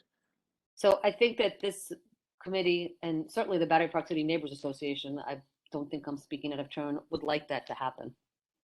Yeah. But all right. Christine, per your request, I found in the transcript where this was discussed in July. Okay, cool. Can you put that and share that with Nick and maybe make it as part of this meeting so we have it? And yeah, I can just quickly bring it up. Thank you. Ah, there you go. Perfect. Yep. Our bylaws, In there the you go. meeting, I pledged to make sure that there is a little bit of work in our land use process. Our bylaws do not have us voting on sort of land use decisions like memorials, and I'm going to instruct our general counsel to start the process that we amend the bylaws to make sure that When we have a memorial or anything else, it is a public hearing, it is noticed, it is televised, it is voted upon in a very transparent manner. I announced the possibility that this was coming in January. Clearly, that was not enough. I thought it was. I made an error. Thank you. So that's what we want. And a piece of it is somehow addressed, I think, in what you said about the public meeting, but I also think that it would be an update to the bylaws. At least that's what George Souness thought. So I'm not contradicting you, but I would say, I would ask you to take that back to him and get an idea of where he plans to go with that. If he's going to memorialize it. So it is, and how that's done. I trust that it gets done in a way that makes sense. But if anybody on the committee has anything to say about it, please speak up. I will do that, Justine, for sure. Okay, I appreciate it. All right. Can we just move on to the next thing? Sorry, Lucian, do we need to do a resolution on this, or what do you think? No, I think it's we're having a good dialogue with the BPCA on this, and I think we're going to make a lot of it feels like we're making progress, and I think as long as we're making progress, we won't need a resolution until we have something to memorialize. I appreciate it because that's kind of where I was going, and I appreciate you saying that. So thank you. All right, Patrick, can you do your update in 5 minutes or less? And Nick, you have like 2 minutes because you've talked most of this meeting or a lot of this meeting. Thanks, Justine. You're welcome. Good evening, all. Okay, as everybody knows, my report's attached to the bottom of Nick's. So when you look at it, you can see in 2020, graffiti, we had 4. This year we had 0. Homeless, last year we had 10 interactions. This year so far for the past month, we had 3. Lost and found was at 8. This year we had 5. Park rules last year was at 35. This year we're at 17. Vendor solicitation last year was 3. This year it's at 0. Dogs last year was at 40. This year we're at 57 interactions with people that own dogs. The homeless, that number can be a little tricky because we're starting to get involved with homeless that have drug issues. So some of them are under medical where ambulances were called for them to take them away because they were overdosing. And we also had one that went over the railing on the Esplanade, and we were able to get them back and call an ambulance for them also and get the police there. That's it, Christine. Patrick, that was nice and fast, and I'm so sorry that I made you stay this late. I apologize, but thank you as always. Justine, I have a question for Pat. Yeah, please go ahead and ask. Yes. Okay. Pat, for the Gateway Tenants Association had some complaints about large gatherings of rowdy teenagers at the end of Albany Street, apparently resulting in multiple police cars and ambulances and so forth. I didn't personally witness it, but it was reported to the Tenants Association. Does that sound familiar to you? Can you speak to whether there's been a problem at the upper room sculpture at the end of Albany Street? Well, I can tell you, Mr. Keeley, I don't know if you are aware of him. He calls us all the time for everything over there. Okay. But there was an incident where I guess a tenant called on a homeless person. And the response, I don't know how he called it into the police department, what language he used as to what the person was doing, but it got a response of 5 police cars, a supervisor, and 2 ambulances. And this was for one homeless person on a bench. So I know the police weren't too happy on that call, and they know that we didn't make it, meaning the safety ambassadors didn't make the call. So that's what I could say to that. We do deal with the group of kids. There was a little bit of a party, let's say in Rockefeller Park. Okay, but it was under 20 people. So it was okay. It was a residential person that was running the party. So everything was fine with that, and we checked it out. They weren't doing anything that was wrong. We do get, some noise complaints in that area. So there was a black van playing loud music with its doors open, and when we approached and spoke to them, they shut their doors to the van and they lowered the music, and shortly after us walking away, they decided to leave. So that was pretty much it in the area. We didn't get any what I would call loud groups of kids doing anything particular. I mean, we get one or two calls about skateboarders, but Right. it wasn't even around Albany. It was more Kowski Park.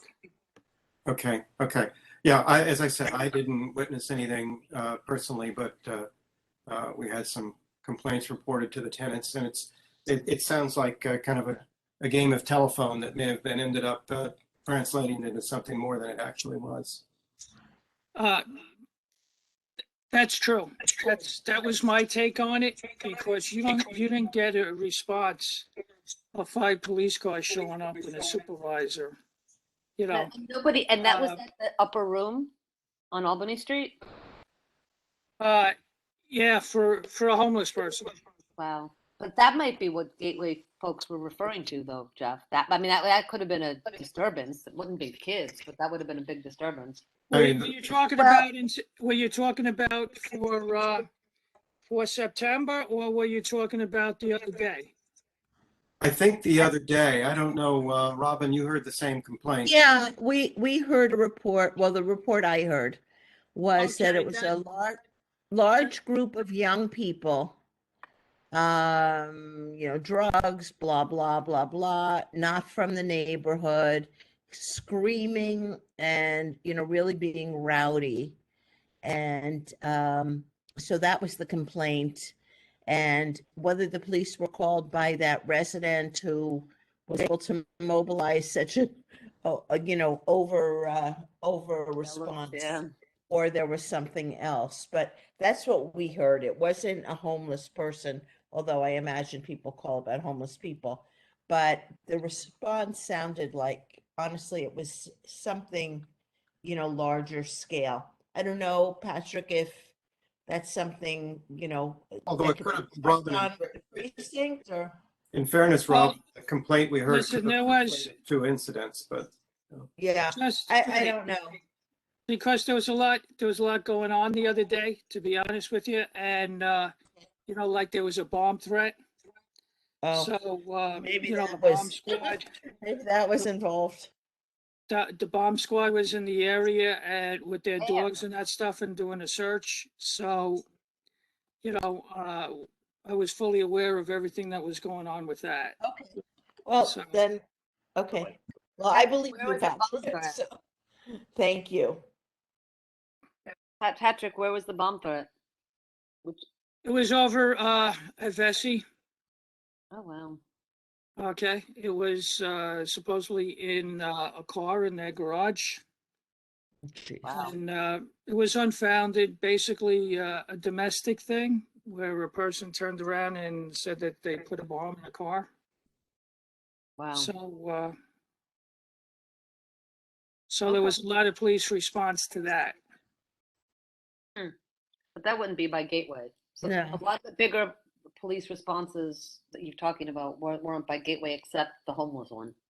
But Right. all right. Well, thank you, Robin and Jeff, and Jeff for bringing that up too. No solution. All right. Thank you, Patrick. Have You're a good welcome. evening. Have a Nick, good you're night. up. Thank you. Yeah, you too. Thank you. Thank you, Pat. Okay, can you hear me Yes, and see me? and see you. Okay. Okay, I'll be relatively relatively brief. So I can go quickly. The one thing I just wanted to spend a second on, Justine, and I'm sorry, just for the record, is one of the things Lucian will tell you is that I am very keen on getting all sorts of information on our website in a somewhat timely fashion, sometimes very much more than timely. And one of the things you'll find at the bottom of our website, if you go to the public information tab at the very bottom, and it's on the bottom because it's one of the first things I worked on, not because it's in order of precedence, is a whole host of information about the South End Avenue study. And what we did during the South End Avenue study was ask folks what they would like to see if they would like to see some changes to South End Avenue. And the reason we did it was because we continually heard that we don't have enough things in the neighborhood to do. We don't need 6 dry cleaners and 3 Gristidis. So is there a way perhaps to bolster or kind of incent different types of retail and different types of businesses to come to what is a traditionally more quiet area of the neighborhood, especially as you get down below Albany? I say this to say that on our website, on the public information tab at the bottom, you'll see tons of you'll see tons of feedback from open houses that we conducted, handwritten feedback on forms, electronic survey results, presentations, and a whole host of other resources about the process we went through in determining what, if anything, should be done with the arcades at South End Avenue. What we did here in the process of getting and seeking feedback from the community was that folks did not want the arcades to be touched. And if that meant that new retail or different types of retail couldn't be drawn here, fine. Now, there were some people who said, yes, by all means, extend the arcades and bring new types of businesses here. But at the end of the day, we live in a democracy and more people didn't want it than did. That's not an example of us not listening to community. In fact, that is the epitome of listening to the community. The alternative would have been to, I don't know what, not listen and do it anyway. But we asked the question. We got some very voluminous responses. More people didn't want it than did. So we said, okay. That's the long and the short of it. Yep. No, And again, it's all on the public information tab at the bottom of our public information page. And then the other thing I would say, again, I'm sorry, but briefly, because it's I want to make sure that things are clear for folks who may just be turning in for the first time. It's difficult in this day and age, if not impossible, to be an expert on everything. No one is. And fields are so specialized that even within fields, you have experts that could never be experts in other areas of the same field. So too with government.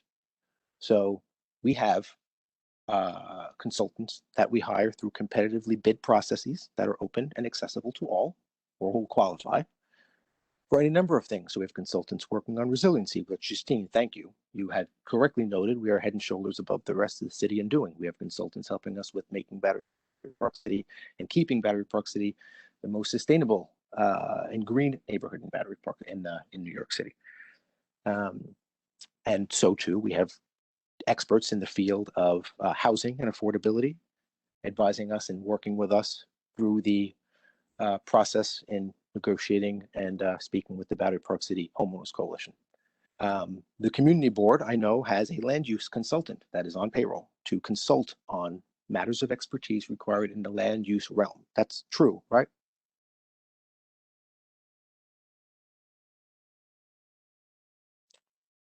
Justine? Wait, you went silent. Are you asking me if that's true? That's true, right? The community board has a consultant, or did. Oh, Michael Levine. Oh, maybe. Yeah, Lucian knows Yeah. better than I do.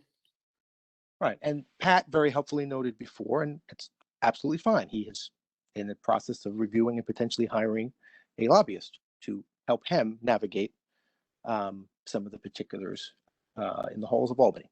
So, bringing in expertise on particular matters where you may not have it, I think is probably a responsible thing to do to make sure that you are doing it right. So I just wanted to make that clear. Okay, running through this report, I'm not going to go through all 12 pages or 11 pages because we just did this last week. And while not all of it is the same, there are some things that I want to just point out very briefly.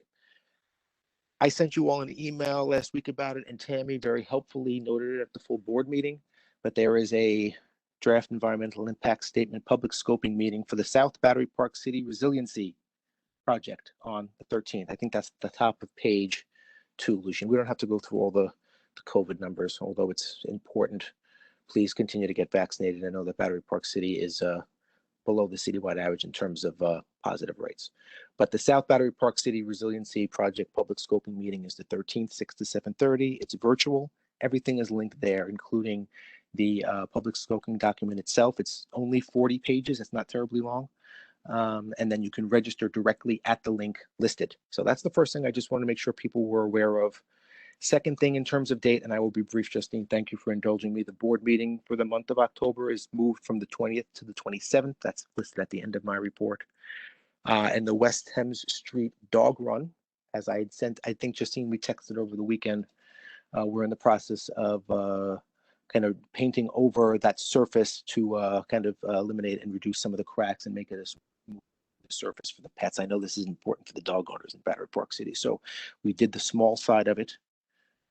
This is in the report as well. And I say this because it's a hot spot of activity. We did the small side of it, and we're doing a swing space area so that when we, right now, the larger part of the dog run is closed, but pups will be able to use both the small side and the swing space so as not to unduly impact the dogs who want to use it. I know that's important for folks to know. The rest of it is outlining a lot of the programs we have going on. I made an Nick, I'm initial going to mention of interrupt the you. I public know I'm scoping slowing meeting. you down. Tell me the Yep. dog runs again. Where Yep. you did Oh, West Thames, right? You did West No, Thames so West already. Thames. No, West Thames. We're in the process of doing West Thames. West Thames has a large dog run and a small dog run. Okay. What about What we did with West Thames is we did the small dog run first, and then an area right next to the small dog run, fenced off, a part of the large dog run, but fenced off from the rest of the large dog run. And we did that area to be basically like an additional swing space. So when we close off the full large end of the dog run, large end of the large dog run, all the rest of the dogs who want to come will have some additional space, not just be in the small end of it. They'll be in the small end, but then also an area next to the small end that is temporarily fenced off while it's smoothed over. Okay, that makes sense. Now you're going to Yes. be doing this moving forward north, because I did get a bunch of. Oh, we shared. yeah, as needed. I haven't been up to the north. I haven't been up to the north, in the past week or so. But if the north needs it as well, we can take a look at doing the same thing. Sure. Please do. I will get you a timeline. I'm not. Let me get some eyes on it, and I'll bring it to our parks operations folks. Do that. And I know Jeff Galloway and we talked a little bit, and neither he nor I take our dogs to the dog runs, so I don't have personal information one way or the other. But we did get emails. I did get emails, and I did see About the north. About the north, yeah. So Okay, and I'll take a look at it. So I would just trust you to say please, and if anything looks to be done, just give us in your report or on the website an update as to when it's going to happen. So that Let me check for you, and I mean, next time you guys are meeting, I think is the 3rd of November. You're not gonna have to wait till then. Let me check for you and advise in the interim where we are. If it doesn't need it, it doesn't need it. I'm gonna leave it to the folks who do it every day, but I will let you know certainly what the status is. Thank you. And then the last thing, and I'll keep it brief as I promised. This is a bonus item because it was an interesting and weird and fun one to work on. But this is the Kathleen Gupta basil theft at Liberty Community Garden issue. So I had asked our operations and horticulturalist teams, Kathleen, and what they said to me was, it was actually pretty interesting. It's not, we can rule out this, see how it all comes full circle. We can rule out the spotted lanternfly as a culprit because the spotted lanternfly doesn't really bite or steal. It kind of just sucks from the inside of trees, right? It doesn't really chew on leaves or plants. Okay, it's really more focused on trees. They suck the sugar out of the trees based on the shape of their mouth parts. And it's unlikely that rodents would be going after the basil because apparently basil and other types of herbs would be too potent for rodents. So it leaves us to think it's either maybe a human neighbor. I don't want to cast aspersions, or if you have a picture of what one of the leaves, I'm not sure if the entire plant was removed or if there were bite marks in the leaves. But if you want to send me a picture or you want to meet me out there sometime this week, I'll take a look. The thought was maybe it's a beetle, that depending upon the bite mark on the plant. So If you want to send me a picture or meet me out there, I could take a look at it. We can try to diagnose the issue further. Yeah, not to take up too much time, but entire plants disappeared. There's no Entire plants. picture of, yeah. Good Lord. And it's not Entire just my plants. plot, it's everybody's, every single person in the garden. So. Entire plant. I hope we don't have a basil thief. Yeah, it But sounds more like it, unless it's like a rabbit, right? What would eat a whole plant? Yeah, it's not like somebody chewed down the leaves and left some stalks there. It just. it's interesting because when you had first said it to me last week, that's what I thought. But when I said it to my folks, they're like, oh, are they just bite marks? But you're telling me it's the full plant. This is interesting. Okay, I'll take it back and see. Okay, I'll take it back and see. I hope someone's not stealing basil. I mean, that would be, maybe it's not a weird thing to steal. I don't know. But no other plants, just the basil? Just basil. Just basil. Okay. Hey, it takes all kinds here in Battery Park City, Justine. See, we're working on all sorts of issues, big and There small. you go. It does. Sorry, thank you, Nick. No, it's okay. Well, it was I wanted to follow up, so it was interesting enough to find out what I could on it. But I'll keep up the search. All right. And that's it. We don't have to belabor it. The rest of it is all in the report, which Lucian has. It'll be posted on our website probably tomorrow morning. Perfect. No, And any of the other folks, by the way, who joined earlier, who you were going to connect with, also feel free to reach out to me anytime. Or if you just want to go to our site, or Lucian, you could send them the report so they can kind of get right into some of the things going on in Battery Park City. Always happy to meet people for the first time, whether they've been here, whether they're new to the neighborhood or been here for a while. Always happy to make their acquaintance and be as helpful as I can. okay. Anybody have questions for anybody? I see no hands. Is this fair that we can call an end to this meeting?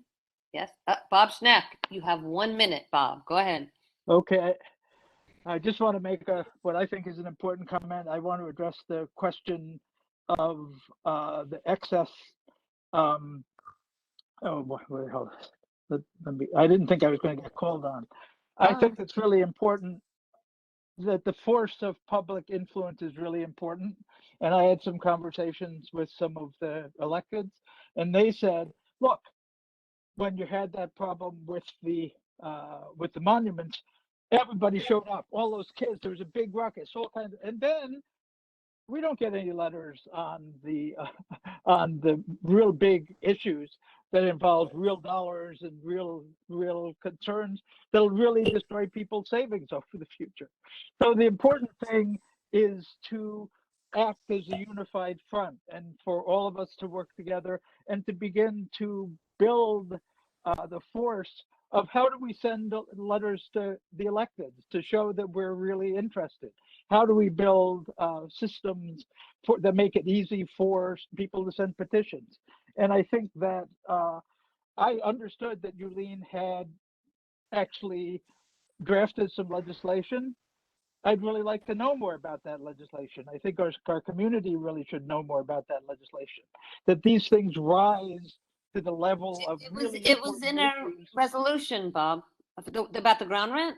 It could be, but I never read them. What I'm saying is I go through 40,000 things a day, and every once in a while say, wow, I should really focus on that. I would bet if I gave a pop test to everybody on this committee, they couldn't pass it either.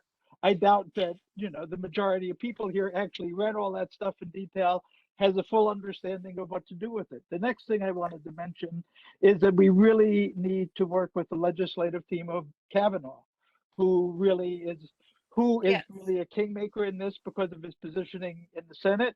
I think that with the new governor, that we really have a chance to influence that governor through the BPCA, Roosevelt Island Authority, and the Queens Authority, and we need to work with those things together. Bob, I'm almost on. Hurry up because it's 9:40. I understand, and I understand why I'm so well hated. But No. I really care about this stuff, and I really think that we have to push on it. And the final thing is, we have a chance to influence the AG. If the AG does have influence over these issues, that AG is an elected official. If they start getting letters, then they're going to care about it. And so what I'm saying is we have to really think on how we really want to gain some yardage here. And the only way we can gain yardage in a democracy is by building consensus through a lot of people. And I That's think we can do that. If we can put those kids together to scream at the officials, we have to put some kind of effort to save people's lives and savings in the retired and seniors. I think we're trying. I appreciate it, Bob. I think we're trying. That's why that I do want to talk about it regularly, because I think affordability is the most important issue facing us in Lower Manhattan, or one of the most important issues. I suppose resiliency is another, but that's not for this committee. Anyway, I thank you all for your time, your attention, your dedication to this committee, and for putting up with me being a little scattered with my going through the agenda. I apologize for that and any confusion that may have caused, but I thank you all for being here, and this meeting is adjourned. Oh, do I have to have a second for that? Somebody second me. Second. Second, perfect. This is done. Thank you so much.